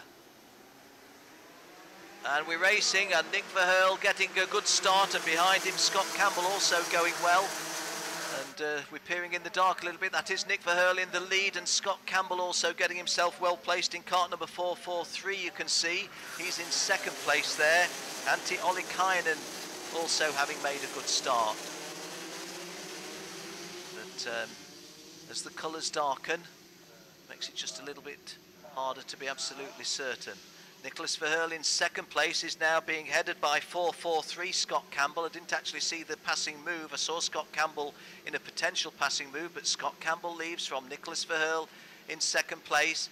Nicholas Verheul just in front of cart number 418, which is Michel Aboisa. They are the 1, 2 and 3. Scott Campbell 1, Nick Verheul 2, Michel Aboisa 3. So the two front row starters are second and third. Scott Campbell of Canada, the former world champion at this level, is the one who got past them, and Nick Verheul very nearly getting past Scott Campbell. Scott Campbell looking over his right shoulder. Hey Scott, it's only the end of the first lap. Looking over the shoulder comes a bit early, doesn't it? Looking over his shoulder again. Nick Verheul applying the pressure. Scott Campbell saying, I'm controlling this race because I'm in front. I shall put my cart where I choose to put it, and that will govern where you guys behind are going to go. So it may not be a lap record at the end of this one, but Scott Campbell playing the geometry game. Nick Verheul looking much more active in second place than Scott Campbell at the front. Scott's main move is of the right and left movements of his head. Now Nick Verheul getting and a bit of a clatter there. That was cart number 424, was it? Luis Valenzuela, and possibly, well, I don't know who it was, so we'll just run with Luis Valenzuela. I'm pretty certain it was one of them. Cart number 418 in third place, Michel Aboisa, who you saw there. Luis Valenzuela in fourth, Antti Ollikainen completing the top 5. Kawasi 6. Yes, I would welcome looking at this again. Let's just have a look how this unfolds. This is Nick Verheul trying to get past and briefly getting past, and then Scott Campbell saying, no, nothing doing, son, because I'm coming round through to retake the lead. And as we look at it right now, Scott Campbell is leading Nick Verheul. Michel Aboisa. Now, was that Michel in third place? Yes, it was. 418 with certainty as Michel Aboisa. So, on lap 3 of 10, Scott Campbell, let me tell you again Scott Campbell's credentials. 12 world finals. The world champion in 2010, the vice champion in 2012, and 12 of 17 Rotax Grand Finals. He's graced us with his presence. Setting off on lap 4 now. Here's a potential move perhaps, and Nick Verheul makes a commitment and takes the lead. Nick Verheul got the speed, just went back in for the draft. Oh, and was there contact there? Scott Campbell's going back in front. Well, it's not a game for faint hearts, is it? And Nick Verheul now is not so much looking to take the lead as to make sure he stays second. Michel Aboisa, see the way that Scott Campbell's running the race at the front is governing the fact that there's now a big tail quite close behind of another, dozen and a half perhaps. Let me have a look at the time. 62.32 for Scott Campbell, 62.27 for Nick Verheul, and a little bit further back, Antti Ollikainen is in the 61.7s. So there are several drivers behind Scott Campbell going quicker than him. But Scott Campbell contains the pace and governs and dictates where people are. Nick Verheul now having another look. The Canadian must be a frustrating driver to drive behind. Oh, and Nick Verheul is being threatened by Aboisa, who takes third place to second place. So well done there to, Antti Ollikainen. Well done, Antti Ollikainen, going through into second place. A well-worked move And all of a sudden, Nick Verheul gets a breather from chasing Scott Campbell, but not the way he wanted it to be. And Nick Verheul definitely not wanting those front two to get away from him. Scott Campbell leads. Antti Ollikainen is in second place. Nick Verheul is in third. It's Kawase of Japan fourth and Michel Aboisa in fifth place. That's the half race distance. 5 laps gone, 5 to go. Antti Ollikainen in second place is a politician. He's the chairman of the council back home where he lives in Finland. Do you know any other kart racer in international karting who's a politician? Interesting for Antti Ollikainen. There's his graphic. Ollikainen getting a bit closer to Scott Campbell too. Nick Verheul in third place, got about a kart length and a half detachment. Oh no, it's a bit more than that, isn't it? It's a good couple of kart lengths. Yeah, 2 kart lengths, not 1.5.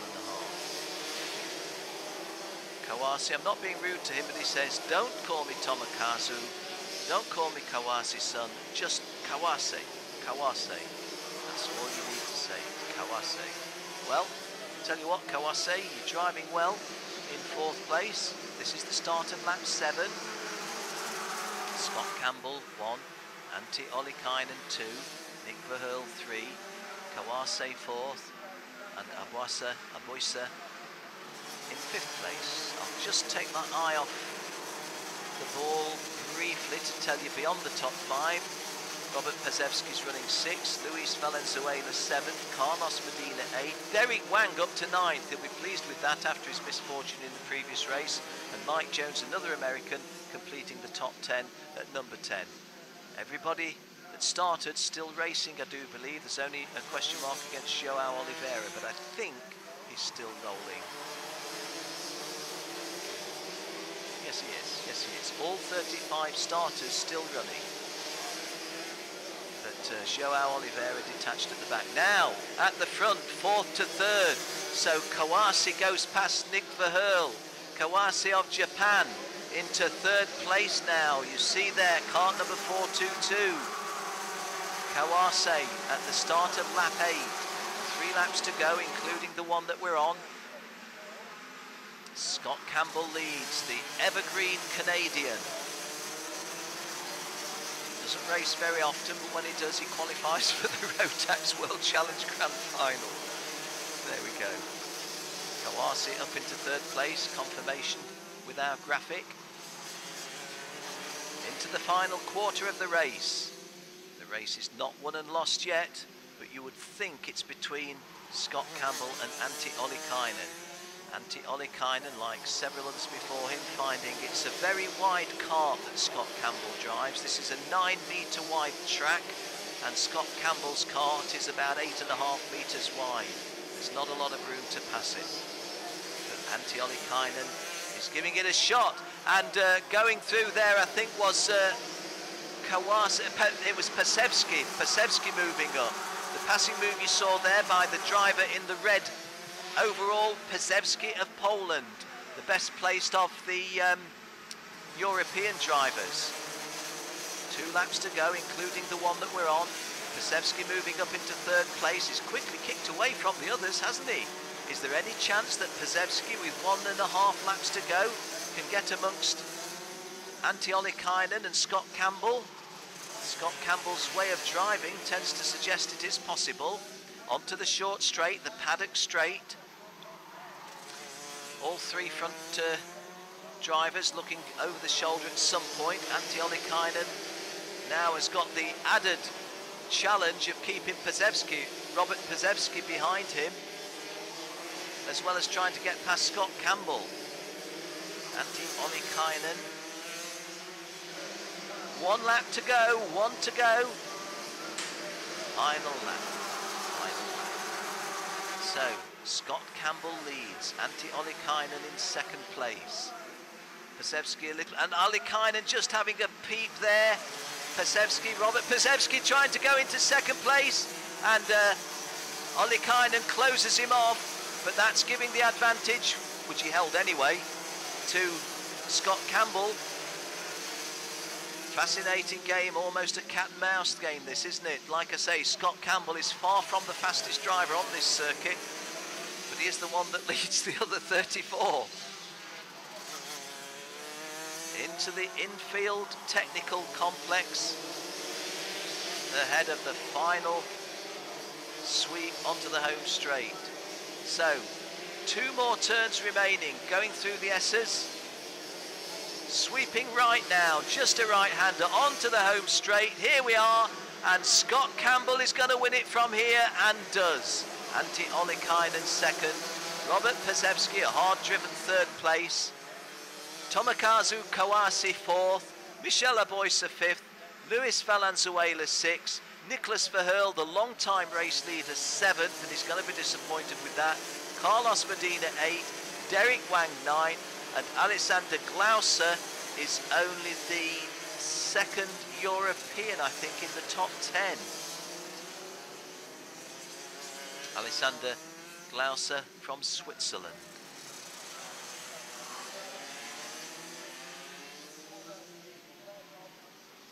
Well, is Scott Campbell waving to his fans or blowing kisses to them? Bit of a character, isn't he?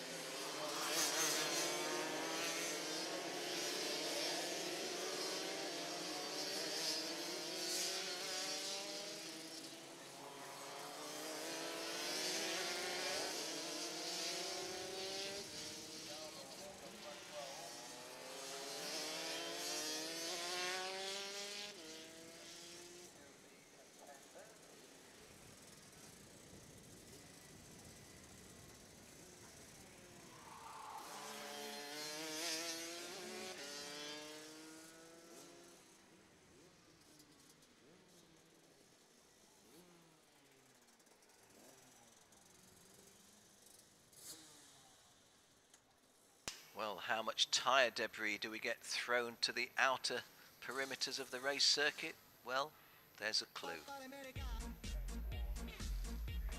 Anyway, confirmation that the grand old man, the elder statesman, call him what you will. I think some of his opponents call him something something else at times. Scott Campbell wins it from Antti Ollikainen.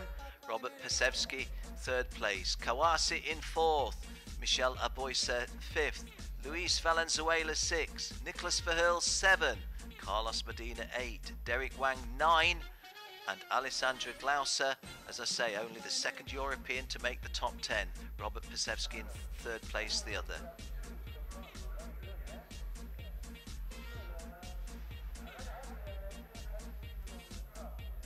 And confirmation that all 35 drivers that started finished, and all of them completed the full race distance, including Joao Oliveira, who had an incident and was well detached, but still completed 10 laps of the full race distance.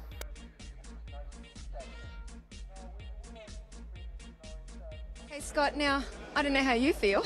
I'm pretty excited, you know, 2 wins on the day, that's great. Can't ask for anything better than that. Yeah. But also, everyone's been talking about the slipstream, and yet you managed to hold this quite well. Yeah, I fended off for 2 races. I led every lap in all races, so it's a little chess match you have to play down the straightaway, but I'm figuring it out, and it worked really well. Yeah, it was a great race, and everyone, I'm sure, enjoyed watching it. Thank you. Thank you.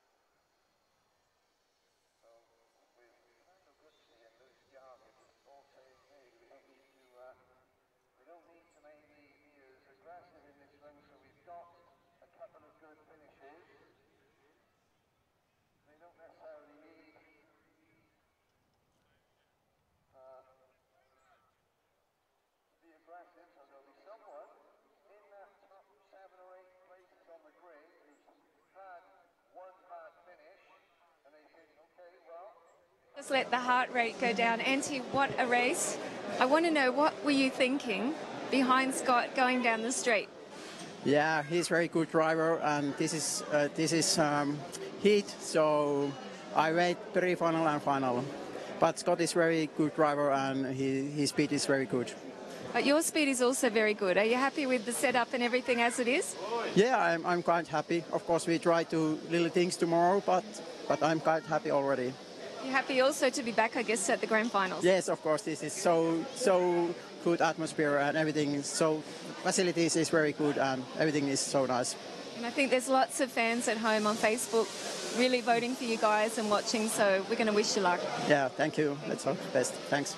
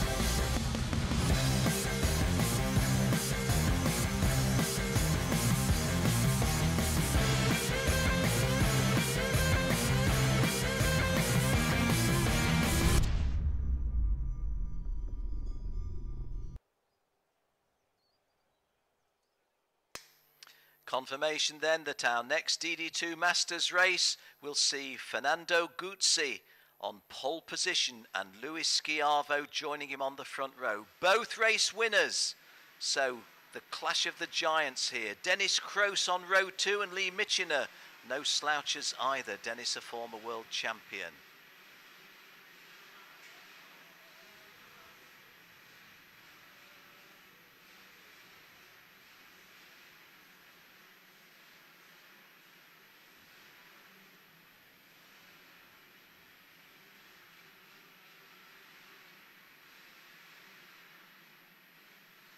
Ryan Urban is the world title holder, and he's on an all New Zealand row 7 alongside Tiffany Chittenden, the only lady in the race, and she's carrying our KART cam.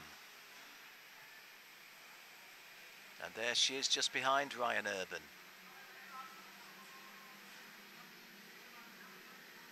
Chris Thomas, a great race last time out. It's his DD2 debut in anything like international competition or serious competition.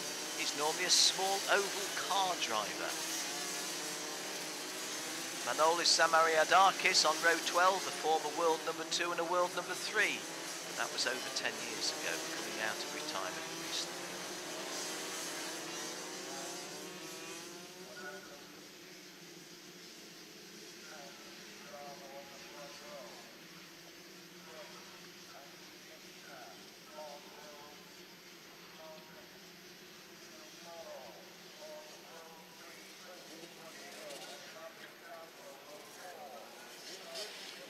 Raymond Ho of the People's Republic of China starting stone last as he did previously, but he drove up to I think about 23rd, so a good drive by the Chinese driver. The Chinese don't get the opportunities to race in international racing at this level as much as say Western Europeans do, or drivers based here in Italy.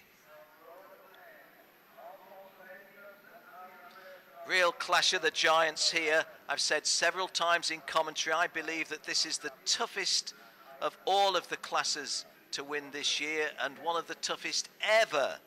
Fernando Guzzi on pole position. On the left of your screen, Luis Schiavo to the right, and we're racing, and we're not racing. The start is aborted. The start is aborted. We try again.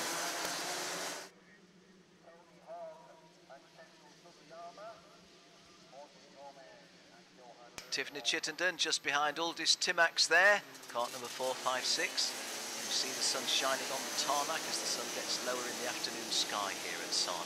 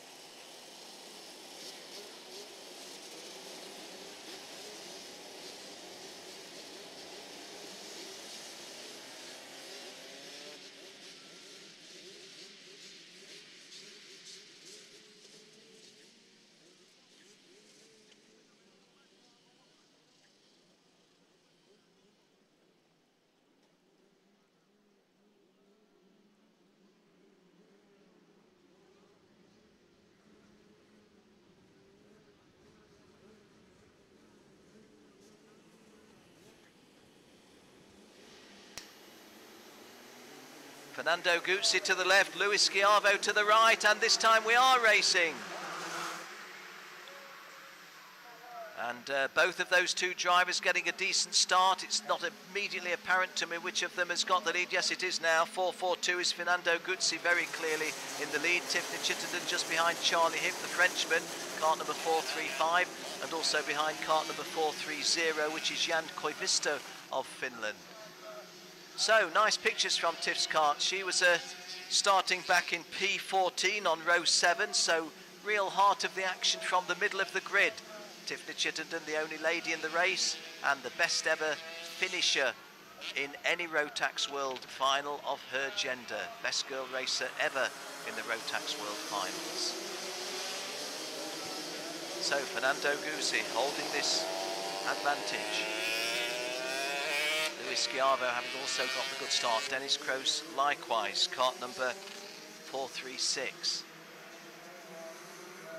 There you see Dennis there, the red, predominantly red racing overalls, starting the second lap. Lee Michener in 4th place, Primoz Metelic 5th, Rafael Morrow 6th, Christian Cornejo 7th, Jari Koivisto 8th, Charlie Hipp 9th, and Javier Campo 10th. Just outside the top 10, New Zealand's Tiffany Chittenden. She's got a much better start than her compatriot, the world number 1, Ryan Urban. Ryan Urban running 14th, Tiffany Chittenden running 11th. Tiffany carrying our kart cam, as I say. Now we appear to have lost 3 drivers. Ian Getz, Kengo Sugiyama, and the unlucky Raymond Ho from China. 3 drivers, Ian Getz, Kengo Sugiyama and Raymond Ho, did not complete the opening lap. This is lap 2. Just trying to get my bearings back at the front again. Fernando Guzzi, driver who I did tip at an early stage to feature strongly in this. I would still say a potential winner, Fernando Guzzi, but oh boy, are there some great drivers in DD2 Masters this year.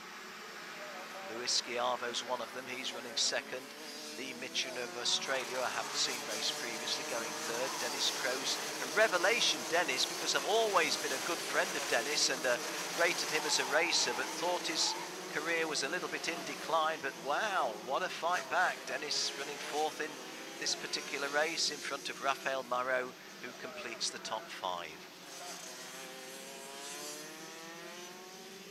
Ryan Urban in 13th place at the moment, the world number 1, just behind the lady of the race, Tiffany Chittenden, who's dropped from 11th to 12th. Well, Fernando Guzzi has got a little bit of a handle on this, hasn't he? Because Luis Schiavo in 2nd place is about 3 kart lengths behind him, and Luis Schiavo's got an even bigger margin between himself in 2nd and Lee Michener, the Australian, in 3rd. This at the start of lap 4 of 10. The sun beginning to get a little bit lower in the sky, or even significantly lower in the sky. And you see it's bright enough for our race officials out there to have to put their hands to their eyes. Bright enough, but also as low as that, so we hope it's not going to be creating any kind of undue challenge. Fastest lap for Lee Michener, as our graphic shows you, at 62.26. Fernando Guzzi is just under 62.47.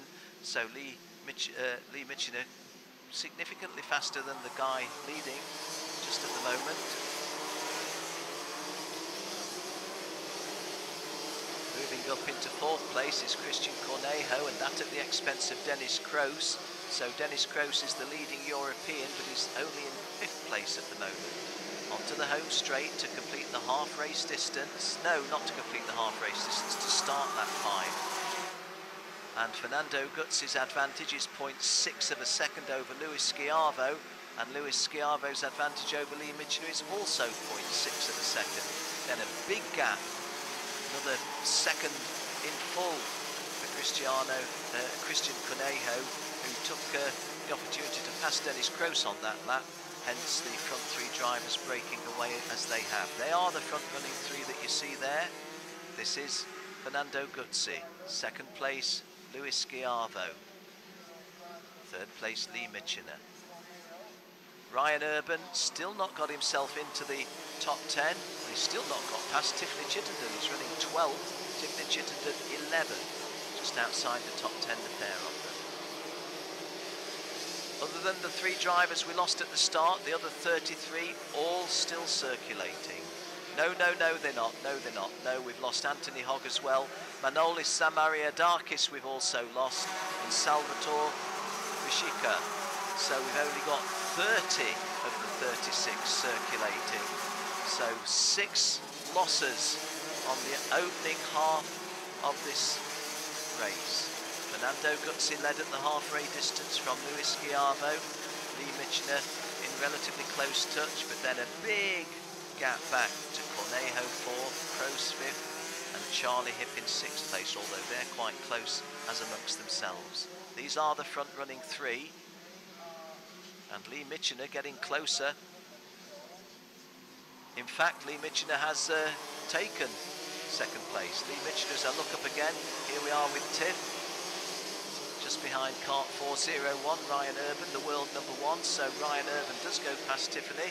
Ryan Urban cut really like knife through butter, getting through into the top 10 and the top 5 on the previous race, but he's found a lot more difficult on this one. Tiffany Chittenden having a top 10 finish in race 1 yesterday, but a struggle this morning out of the top 20. But still carrying our KART cam, so still getting us good pictures.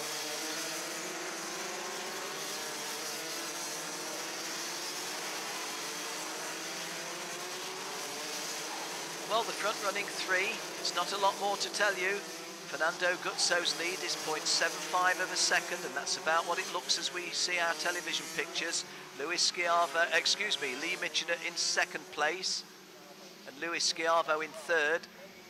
On that last lap, Lee Michener, even having executed a move on Luis Schiavo, was actually faster than Fernando Guzzi. Luis Schiavo down in 62.3, but that was partly because of trying to defend 2nd place. Now Chris Thomas, the small oval car driver, the stock rod and hot rod driver, he's got a warning flag.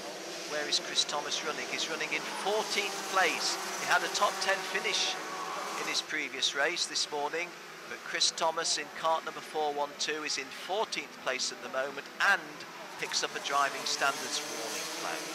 Fernando Guzzi's lead down from 0.75 of a sec to 0.55. So, with 3 laps to go, including the one that they're on, Lee Michener is getting closer, and our pictures say so. Well, 2.5 laps to go. Can Lee Michener chase this one down for a victory? Fernando Guzzi is at the bottom of the picture in the lead. Lee Michener in 2nd place. Big gap then back to Luis Schiavo. So you feel the winner's going to come from these two. Fernando Guzzi, minor error there, but making it easier for Lee Michener to get in closer, and Lee is close now to start thinking, where might I go? There's 2 laps to go, and Fernando Guzzi, race winners previously, has got 2 laps to keep the Australian behind him for another race win. The Aussie, though, is the driver on the charge, and look at our gaps there, the significance. Very, very significant indeed, the numbers. And Lee Michener really applying the pressure now. Let's stay certainly with these guys. I don't have to say that because you know that our TV director will be doing exactly that. Lee Michener then, seeing if he can beat the long-time race leader Fernando Guzzi, who started on pole position. And Lee Michener, having started on the outside of row 2 in P4, can he snatch an unlikely victory? I often ask the question, this are the heats, aren't you okay just getting a good finish? But then I always answer my own question, hey, these are racers. They're not calculating mathematicians, they're racers. And when you race to win. 1 to go, Guzzi in the lead. Our television pictures indicating how the sun is getting really lower now. And Michener tries to make a move on Guzzi. Guzzi is able to close him down, but Michener's going for it. Guzzi's still with the advantage. They're virtually side by side. This in the Midfield Esses and Mitchell are very nearly seeing a gap. Gutsy holds the advantage. Mitchell piling on the pressure. We're on the paddock straight.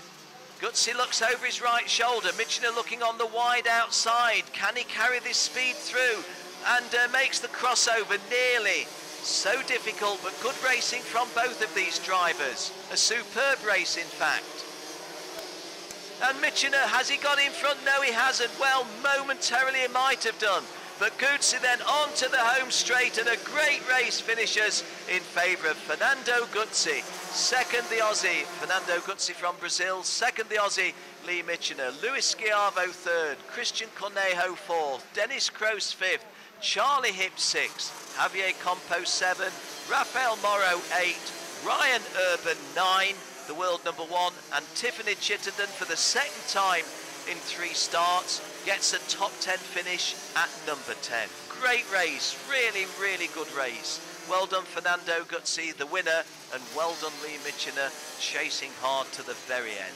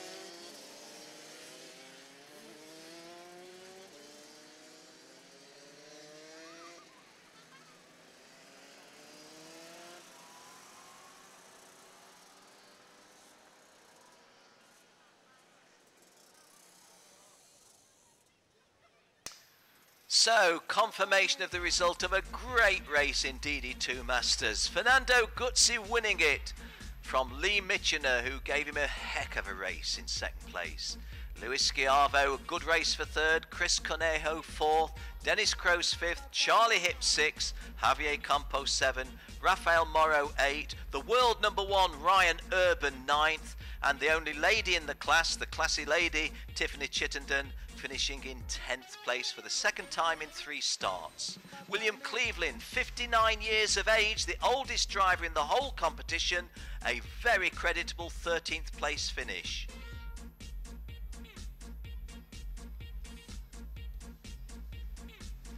Well, Chris Thomas, the Brit, in 22nd place, was 14th very late on, and so he's had some sort of issue late on, so he's going to be disappointed with 22nd place.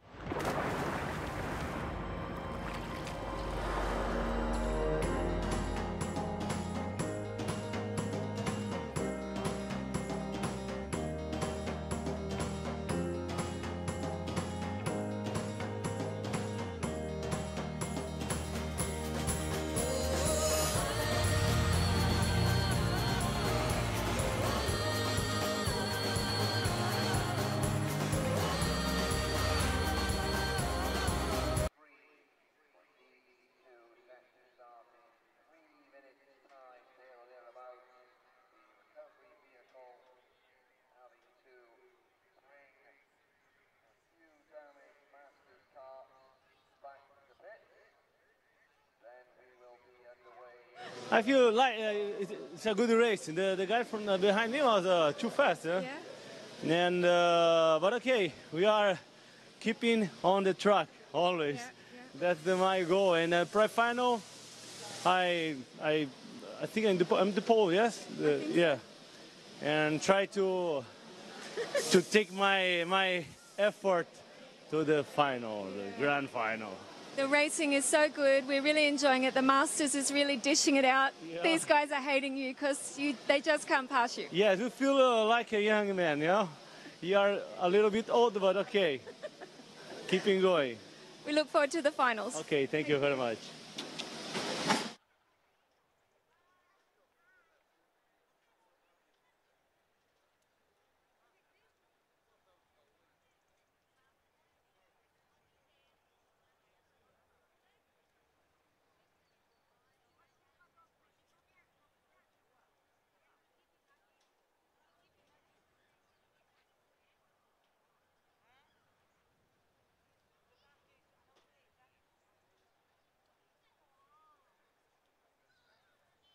Okay, Lee, what a race. Everyone was wondering, what's going to happen right to the end? I certainly had to give it a shot. I wasn't just going to sit there and wait and see, or let him win for that matter. Yeah. The kart's handling awesome. Can't thank enough to my pit crew, Paul Gallows, so he's done a great job. Yeah. I know we were all watching and wondering, but, you know, Fernando just told us you're too fast. Well, yeah, it's great to be able to get that recognition on such a world stage, and just to even be here and at the front, it's just a result in itself. I'm dumbfounded by it. It's fantastic, and we wish you luck for tomorrow. It's really great to have the Aussies at the front. Absolutely. Thank you very much. Thank you.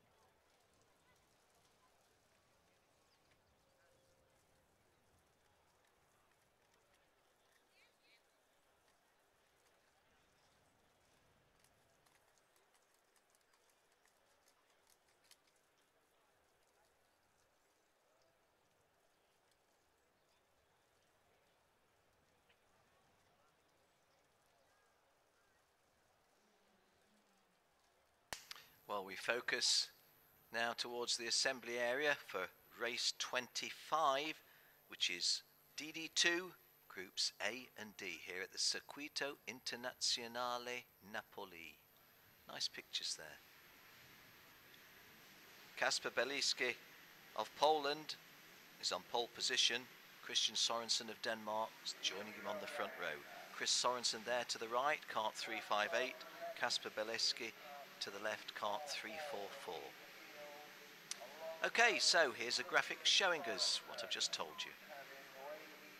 Kevin Ludi, very good drive in his previous race, starting on the inside of row 2. Martin Steinitz of Latvia, another really good driver.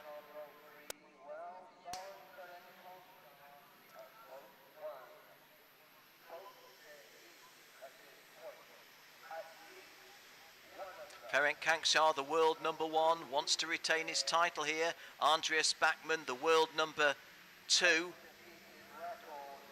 And they're starting side by side. Ferenc Kankshar and Andreas Bachmann on row 3, starting side by side, the world number 1 and the world number 2. That's how good, that's how tough, that's how strong the DD2 class is. I've said how strong is the DD2 Masters class, but hey, so is this one.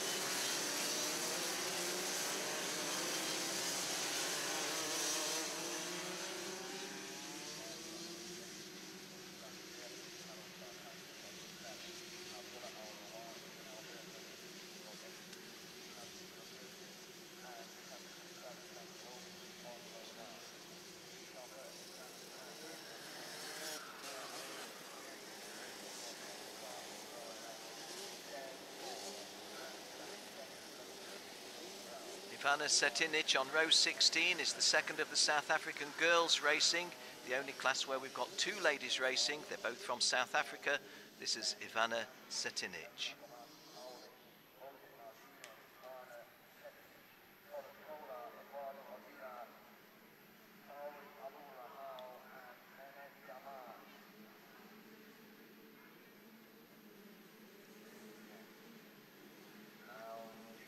So, Kasper Beliski on the left, Christian Sorensen on the right. Here we go. Clean start, and Kasper Beliski moving only a relatively short distance to his left. Kevin Ludi on the... Oh, and gosh, we've got quite a lot of drivers coming off onto the grass at turn 1. Not able to identify who. I don't think any of them were in the top 10 when we started. Certainly not in the top 10 now. And that's unfortunate. This is Kasper Beliski in kart 344 in the lead. Behind him, that was Ferenc Kankshar in kart 304, as I thought I saw. Let me try and... Yeah, I'll confirm. No, Ferenc Kaskar in front now. So Ferenc Kaskar in the lead and Kasper Beliski in second place. Kart number 335 or 305, Kevin Ludi, also making his presence felt. Sometimes think that's a euphemism for saying that there's getting to a little bit of argy-bargy. I don't mean it in that way, I just mean I am here towards the front. So Ferenc Kankshas is wanting to defend his world number 1 status, and he's going the right way about it. He leads race 3 in his heats on the opening lap in front of the pole sitter Kasper Beliski. Kevin Ludi in third place. Chris Sorensen, fellow front row starter with Kasper Beliski is on row 4, Martin Steinert's row 5. Tremendously tough top 6 because Andreas Bachmann is there in 6th place. No slouches behind them because Pascal Marshall 7th, Justin Allison 8th, Lucas Bartosiek in 9th place, and Barry Pullinger, the Brit, completing the top 10 at number 10. Well, as I look back at the screen, how has Ferenc Kankshar kicked out a lead of that proportion in front of Kasper Beliski, but Ferenc Kankshar almost winning this one in the opening couple of laps. Ferenc Kankshar, the only driver in screen. 344, Kasper Beliski, who start on pole. Is he about to lose that second place? Not just at the moment, or maybe not at all. Ferenc Kankshar's lead is enormous, 2.77 seconds. How do you get a lead of 2.77 seconds in just 2 laps of racing? Kevin Ludi 3rd, Chris Sorensen 4th, Andreas Bachmann 5th, Martin Steiner 6th. Fastest lap of 62.12 has helped Ferenc Kankshar get himself into that handsome lead. Raced a couple of weeks ago at Adria in the International Open.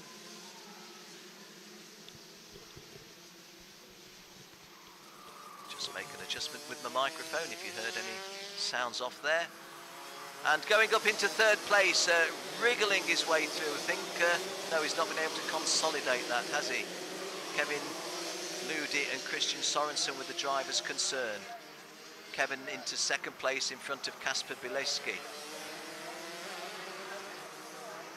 Onto the home straight with Ferenc Kankshar's big lead. It's not as big as it was. It's even bigger, 4.08. Kevin Ludi 2nd, Kasper Beliski 3rd, Lucas Batusia up into 4th place now, Pascal Marshall 5th, dropping out of the top 5. Andreas Bachmann is running 6th, Chris Sorensen is running 7th. Just behind them, Justin Allison 8th, Nathan Tigani 9th, and another Aussie, Troy Woolston, completing the top 10. And we've lost Dev Gore from the United States of America, Mick Vishover from Austria, and Dimitris Vasileris from Greece. So some considerable misfortune for those at the start. And now Harold Skokaklis for the 2nd time is going to be a non-finisher. So the driver who was stunningly good alongside Ferenc Kankshar in non-qualifying practice early on has had 2 disasters in 3 starts. So Harold Skokaklis driving for Russia, formerly of Latvia. It's gone very, very disappointing for him on the race day.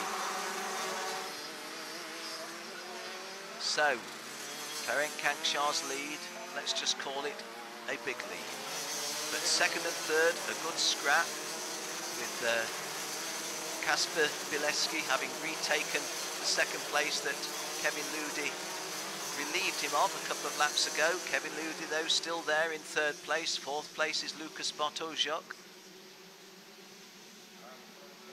Bileski from Poland, Ludi from Switzerland. These are the two coming towards us now, and this is the battle for second and third. And moving up to fourth is Andreas Bachmann. Andreas Bachmann, I think, has moved into fourth place, if I read 371, which I thought that I did. Yeah, that looks like Andy Bachmann. On to the home straight then. Maybe I was discounting Ferenc Kankszar there, which I can be forgiven for. His lead is 3.7 seconds, not as much as it was. Kasper Bileski went through second, Kevin Ludi third, Pascal Marshall fourth, and Lukas Bartosiuk now completing the top five. That's the half race distance and the standings at the halfway. Andreas Bachmann back in seventh place, not quite as high up as I'd originally called him. Barry Pullinger has been in the top 10 in the first 5 laps, but just slipped outside of the top 10 at the half race distance. Eduardo Leitao of Portugal running 12th. Ferenc Kankszar, the only battle for him now is holding his concentration. It's pretty tight here, isn't it, with 6 drivers, no 7 drivers. Oh, and that almost was inevitable. One of those cluster of 7 has left the circuit after some contact and will lose a lot of places, but no chance for me to identify who that was for you. Maybe if you're looking at the top right of your screen at the time, you'll have seen what I saw. This is the start of lap 7. Ferenc Kankszar's lead is down to only 3.1 seconds. Kasper Bileski second. Kevin Ludi still third, but Kevin Ludi still piling on the pressure. And Pascal Marshall having his best drive of the heats, going really well in fourth place. Kankszar on his own, but behind him, that's onto the paddock straight for Kankszar. But second, third and fourth having a really good dice. Our caption showing, not sure if I can pronounce that in Hungarian, Keskmeti Motorsport Egye, KART 344, Kasper Bileski, and Pascal Marshall has gone past Kevin Ludi. Pascal Marshall has relegated the Swiss driver for Spirit Racing to fourth place, and Pascal Marshall, as I think I used the phrase moments ago, I'll say it again, having his best race by far of the heats. Kevin Ludi for Spirit Racing. The back of these 3 here, in front of him is Pascal Marshall, and in front of him is Kasper Bileski, but a long way down the road is our race leader, Ferenc Kankszar. There was just across the bottom of the screen moments ago. His lead is 3.7 seconds. So Kevin Ludi looking just a little dispirited and getting a bit detached in fourth place. On the contrary, Pascal Marshall looking as if he wants to bid to get into second place. There's his move. Has he consummated it? Yes, he has. Pascal Marshall in KART 367 moves up into second place. That's the best that he can hope for, because Ferenc Kankszar in the lead is long gone. But if Pascal Marshall can stay there for a second place finish, there is Ferenc Kankszar setting off with 2 laps to go on lap 9. And the second, third and fourth there coming down towards us now as Pascal Marshall dips his head against the wind resistance. Kasper Bileski in second place. Well, now is Kevin Ludi having a late thrash to try to get out of fourth place and up to third? The answer is yes, he is, but he's not made it happen yet. But there's no reason why he shouldn't keep trying. 1.5 laps to go. Ferenc Kankszar disappearing off the bottom left of our screen. Here comes second, third and fourth. Pascal Marshall second. Kasper Bileski in third. And once again, a move by Kevin Ludi, but again, not quite making it. But Kevin Ludi serving serious notice that he's not just going to cruise home in fourth place. He's looking to get to third, if not third and then second. Be nice for him if he could get it in the one move. So, 1 lap to go. Ferenc Kanksha, the race leader by far, 4 full seconds. Here he is, Ferenc Kanksha, 4 full seconds in front of this really good dice. Second, third and fourth. Pascal Marshall got himself into second, but he's having to work hard. And Kevin Ludi, does he get a place back now? This time, once again, he doesn't. The Spirit Racing driver showing plenty of good spirit. It's Spirit Racing colleague Ken Allanan here. It looks as if Pascal Marshall's got it now, the second place from here, but the race victory, there's no doubt about it. That's going to be this man at the bottom of your screen, Ferenc Kanksha. Can't see Pascal Marshall losing second place from there, but Kevin Ludi may have got up to third. Kevin Ludi possibly up to third place, but let's do justice to this, the biggest victory of this class so far. There is Ferenc Kanksha, the world #1, just touring over the line for victory. Pascal Marshall is second, and in third place, Kevin Ludi did get past Kasper Bileski, who finishes fourth. Chris Sorensen was fifth, Denis Slavinsky sixth, Barry Pullinger, his best finish in seventh place, Abdullah Al-Rawahi, his best finish in eighth place, Lucas Botoshuk in ninth, and Justin Allison making it a South African in the top 10. Just outside the top 10, Seamus Udavicius. Well, I think only 28 of our starters will have finished this one, so a little bit of attrition this time round when we've had a run of races with all 35 or all 36 starters finishing. Hope you enjoyed that one. Race, if you discount the fact that Ferenc Kanksha was miles in front, second, third and fourth was pretty good.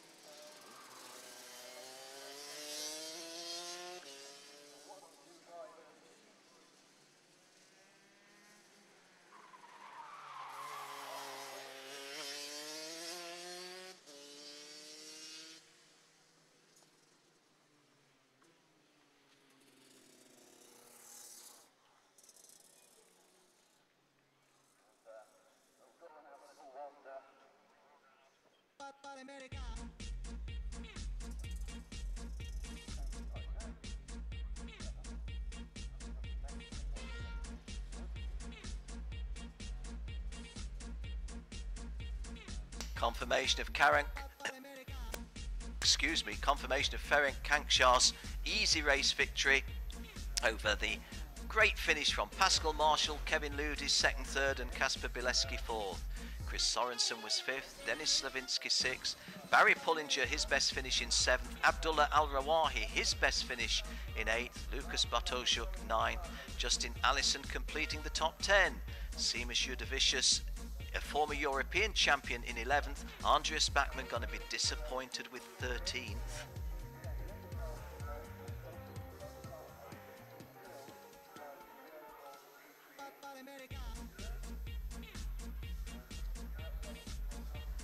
The lady from South Africa, or one of the two ladies, Ivana Setinic, started way downfield but got a top 20 finish in 19th place. Good for her. The other lady from South Africa, Fabian Lance, comes out in the next race.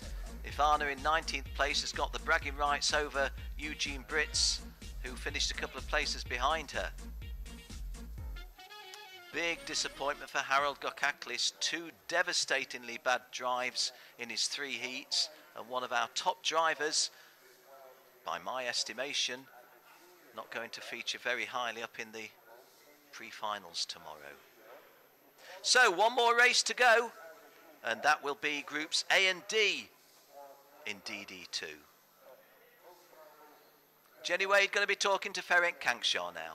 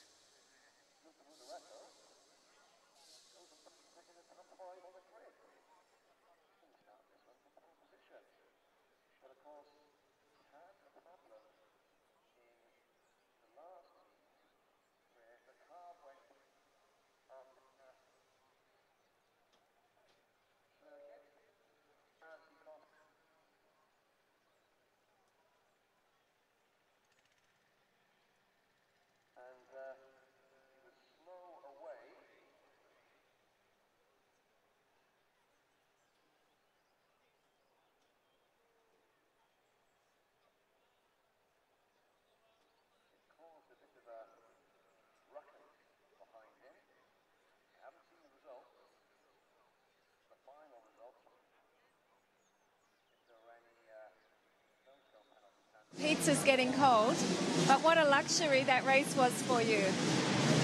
Well, I started 5th, so something else helped me out instead of luck. But yeah, it was a little bit lucky, but then the guys started to fight really crazily, because in total out of the race, I don't know how many laps I did, like 10, 11, 12. I was pushing like 3 laps, then I saved my tires completely. I was just watching the race behind me. But, well, it was very good for me, and it's a good advantage for the next upcoming races, that I could save my tires. Well, I cannot say too much about this race because I was driving alone the most of it, but I enjoyed it really much. It was also nice to have a little bit of a break, I think, for you, because it's going to be tough, the next 2 races in the finals, huh? Well, definitely it's the world final. I'm not expecting anything easy. This was just a gift for me that I'm not getting tired for the evening. However, you did a good job. You went from 5th to 1st and you stayed there and stayed out of trouble. So, yeah, it's great. We look forward to seeing you tomorrow. Thank you very much, and have a nice day and get some good interviews.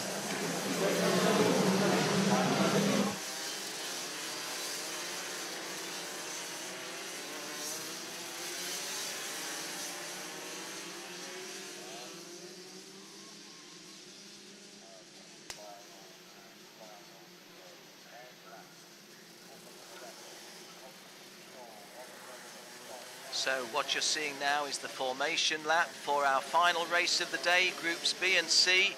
Luca Munaretto of South Africa on pole position, joined on the front row by Konstantin Schürrle. A 10-lap race, pleasant autumn evening, but the sun a little bit low in the sky. You see the long shadows being cast, and parts of the circuit may just be a little bit of a challenge for the drivers. So South Africa and Austria providing the front row pairing. The lady in the race, Fabienne Lance of South Africa, she's on row 6, P12, she's in kart 302. To the left of your screen, another South African, Luca Munaretto on pole, Konstantin Schürrle on the off-pole position. And that's Munaretto taking the early lead in kart number 303 and holding it as they come down towards us in the initial stages. Just behind him, kart 311, Josh Hart of New Zealand.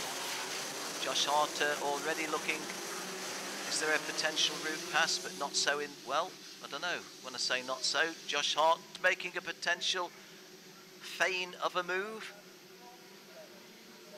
And there we saw, I think, Cosimo Durante in the lighter coloured race overalls, making some forward progress. But it's definitely the pole sitter, Luca Munaretto, from pole position previously. He has dropped back out of the top 10 in some of these races. Josh Hart, though, has been very solid. Oh, and some nasty contact in the lower order to the top of your screen briefly. So there's going to be 1 or 2 drivers having a little bit of checking the damage and checking their bodies, I think, from there. Not a serious injury, but a fairly hefty jolt. The end of the opening lap, Luca Munaretto, Cosimo Durante and Josh Hart were the 1, 2 and 3. I didn't spot Cosimo Durante going past Josh Hart, but clearly he has. Luca Kamali 4th, Konstantin Schürrle, who started on the front row, going through in 5th. Wasn't all that slow from his start from the outside of the front row, but looked quite tight, didn't it? And from the outer, oh, and a warning flag for one Diego Villasis. Juan Diego Villasis, kart 335. He wasn't towards the front, I don't think. Let me just try and check on the screen. 335. Can't see him in the earlier stages, so must be well to the back. No, he isn't. He's in 13th place. 13th place. Well, it's only the opening lap, but he's picked up a warning flag on it. Coming back now to the action. Luca Monaretto under pressure when I last looked to a moderate degree from Casino Durante. Coming round to start lap 3. There's the driving standards flag being shown of Juan Diego Villasis. Josh Hart having got past Cosimo Durante once again. Josh, all of that, well, I say all of that, the two tradings of places twice by Josh Hart and Cosimo Durante has built quite a nice cushion for Luca Monaretto, who had a 1.28 second lead, and it looks that much at least, doesn't it, on the circuit as we see him go away from here. Not so much in the way of shadow now, more the non-sunny part, as the sun is a lot lower, so maybe not a danger for low sun in the eyes of drivers. On lap 3 of a 10-lap race, and Luca Monaretto. Now, have I just missed something? Yes, I have, because Cosimo Durante and Josh Hart have traded places again. Well, Luca Monaretto has got a message for Josh Hart. He's not now in position 2, he's in position 3. And Luca Monaretto's message to Josh Hart and Cosimo Durante is, hey, you're putting on a great race for the spectators, guys. Keep changing second and third. Keep doing it. And by doing that, you'll just enable me to build a bigger lead right out at the front. And that's what Monaretto has just done. But here is the race of the race at the moment. Josh Hart and Cosimo Durante. Cosimo Durante in the whiter race overalls, Josh Hart in the black race overall, as befits someone from New Zealand. Been a good race between them. Cosimo Durante also showed us that he could come through from further downfield and get a finish in the placing in the second, third, fourth areas in the previous lap in particular, previous race in particular. But out front, Luca Monaretto. Luca Monaretto, who's in his first world final. The only real note I've got of relevance to Luca Monaretto is he's got a pet dog back home. It's a St Bernard, and the St Bernard's name is Buddy. Well, I'll tell you something else about him. He's got a lead of 1.3 seconds at the end of 4 laps of a 10-lap heat in DD2 Max Groups B and C. And a lead of 1.3 seconds at any stage of any race is a very handy one. As the sun is going virtually totally down now, looking out of the window ever so briefly, we are in shade throughout, no real sunshine anywhere. The far bottom end of the course is a little bit brighter, and our television pictures are making it look a little bit brighter than it truly is. This is Luca Monaretto in the lead, second place Cosimo Durante, third place Josh Hart, and Josh just a little bit further away.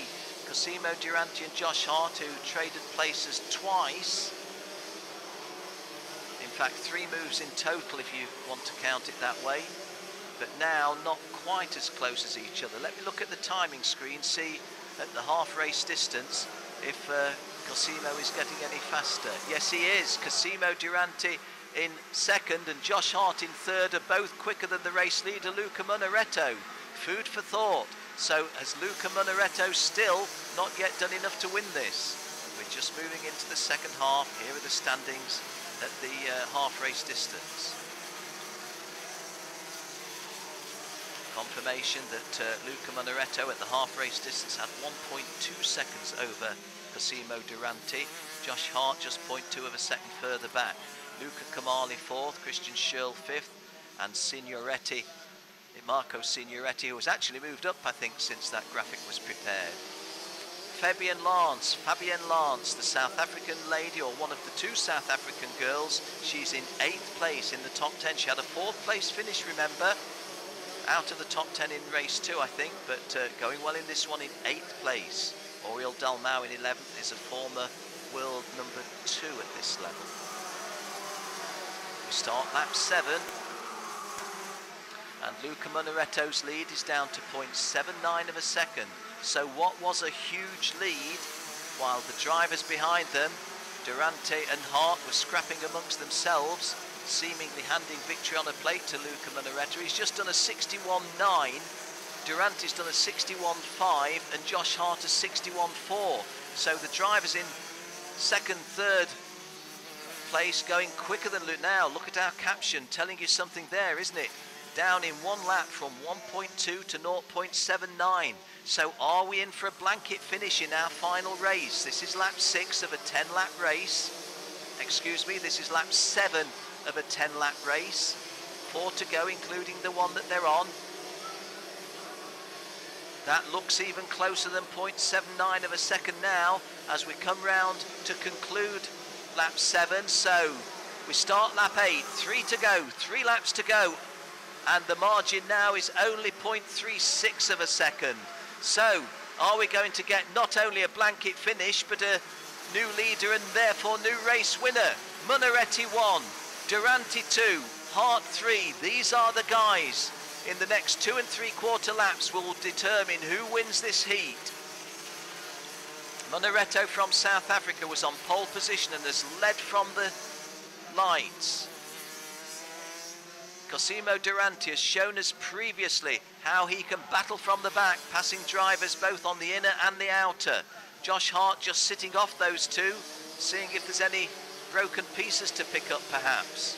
It looks like Durante is the one the more likely to put a potential challenge onto Munaretta. Although having said that, Josh Hart has now closed very, very strongly. So coming round, this is the start of lap 9. And Munaretta just making the gesture saying, you best go through because I'm not going to hold on to this. Kart 361, Cosimo Durante. Josh Hart now trying to get at least into second place as Munaretta holding on to second place. Knows that he's beaten by Durante, but Josh Hart would feel pretty sick if he doesn't finish at least second in this one, you would imagine. Munaretta, these are desperate times for him. It's the 9th lap and he doesn't want to drop back any further, having led the race for as long as he has. Glances over his shoulder. Cosimo Durante in kart 361 in the lead.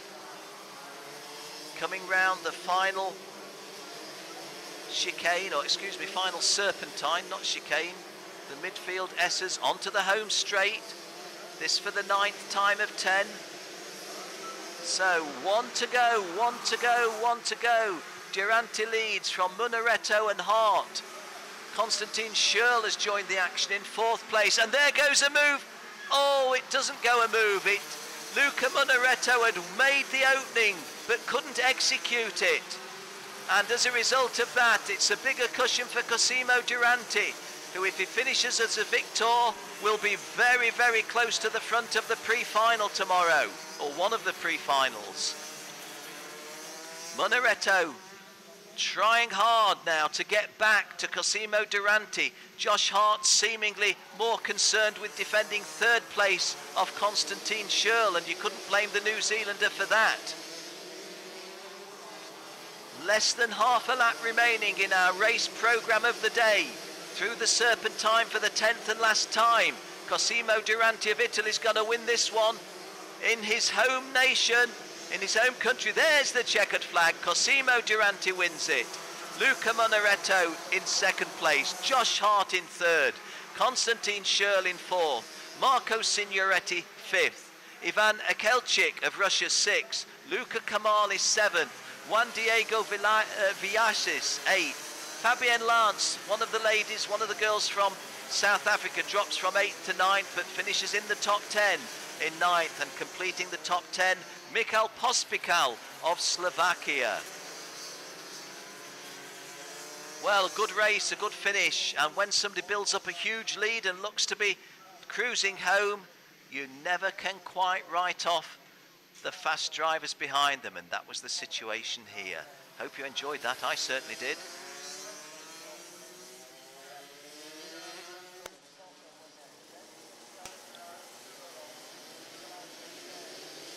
Well, the backdrop is our huge awning where all of the karts go when they're not on track or in the scrutineering bay, and it's almost like a little village of its own. a great feature of the Rotax World Challenge Grand Finals.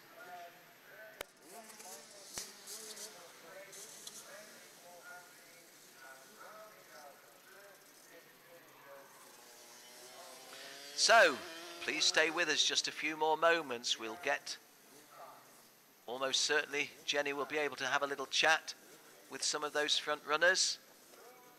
Just to tell you that tomorrow morning is the pre-finals day. The pre-finals tomorrow morning, but not quite finished what we have to do today. Tomorrow morning, the race program begins at 10:45, so we shall be on air at 10:30. Well, I'm being corrected by my director. We'll be on air at 10:20 tomorrow. We'll be on air at 10:20, so we've got a lot to bring you before the action starts. Please do join us. We'll just stick around a little bit longer because we'll read you the considered result. Cosimo Duranti, not for the first time this weekend, coming through from the back of the, well, not the back of the grid, but having to pass drivers to get a good position, and you can't get a better position than first. Luca Munaretto, long-time race leader, finally surrendering the lead and finishing second. Josh Hart battled hard for third throughout. Konstantin Schürrle in fourth place. Marco Signoretti, the Canadian with the Italian-sounding name, completed the top five. The Russian Ivan Ikelchik was sixth. Luca Kamali of Germany seventh. Juan Diego Villasis, he picked up a driving standards flag but finished eighth. Fabienne Lance, one of the two South African girls, she finished in the top 10 for the second time in 3 races, this time in 9th place, and Michael Pospikal of Slovakia completed the top 10. Good drive by Senna Noor into 12th place, Oriol Delmau in 15th place, a former world number 2 at this level.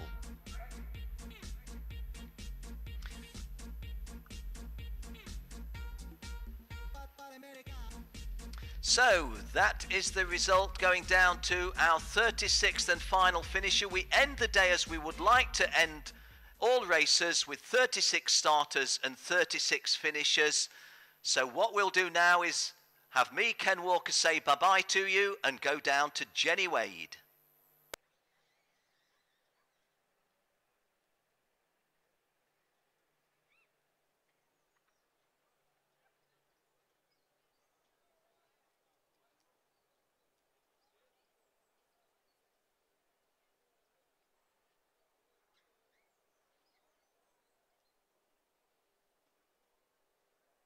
When you have a moment, we just like to say hi. Hello. Hi. What a great race, huh? Yeah, very good race. Yeah, very good start, and from there, very good. And Cosmo, well done to him. He did really well. Yeah, very good. So we look forward to tomorrow's finals? Yes, it's going to be very interesting. Thank you. Good.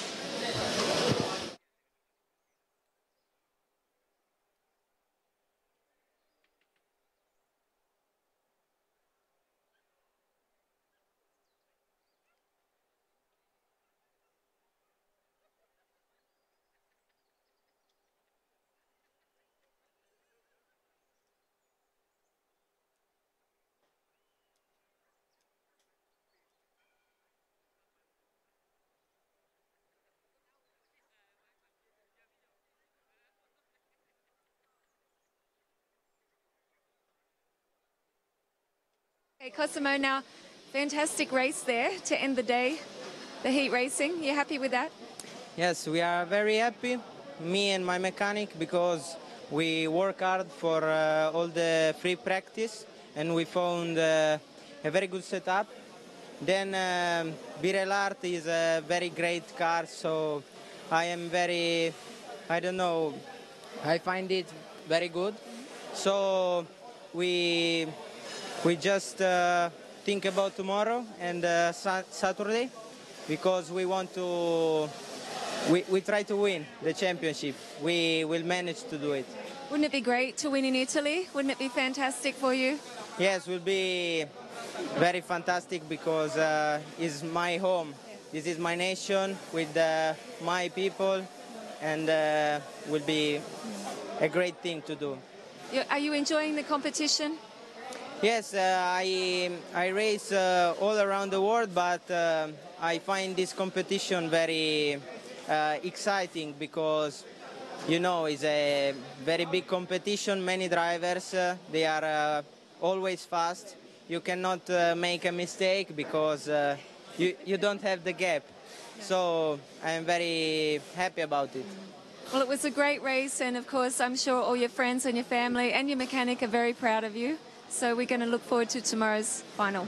Okay, I don't know what to do, what to say, because I'm very happy of today. You should be really happy, and you should be really proud of how you're driving. Well done. Okay, thank you very much. Thank you. See you. Okay, so there goes Cosimo, really happy and of course very proud to be Italian here in Sarno. And of course that's the end of today's racing. In the morning you can join us from 10:20. So yeah, the coverage starts 10 minutes earlier in the morning. And of course tomorrow we start with the pre-final of the Micromax and the Minimax. And that's their racing done for the day. After this we'll then go into the finals A and B pre-finals to see who's going to then advance to Sunday. So yeah, tomorrow it's a tough day, but of course it's going to be exciting. However, in the morning there's rain forecast, so it's also going to add a little bit to the excitement in the competition, mix it up a little. Join us, thanks for being here today, and of course make sure you send messages, vote for your favourite nation on Facebook. We'll see you tomorrow.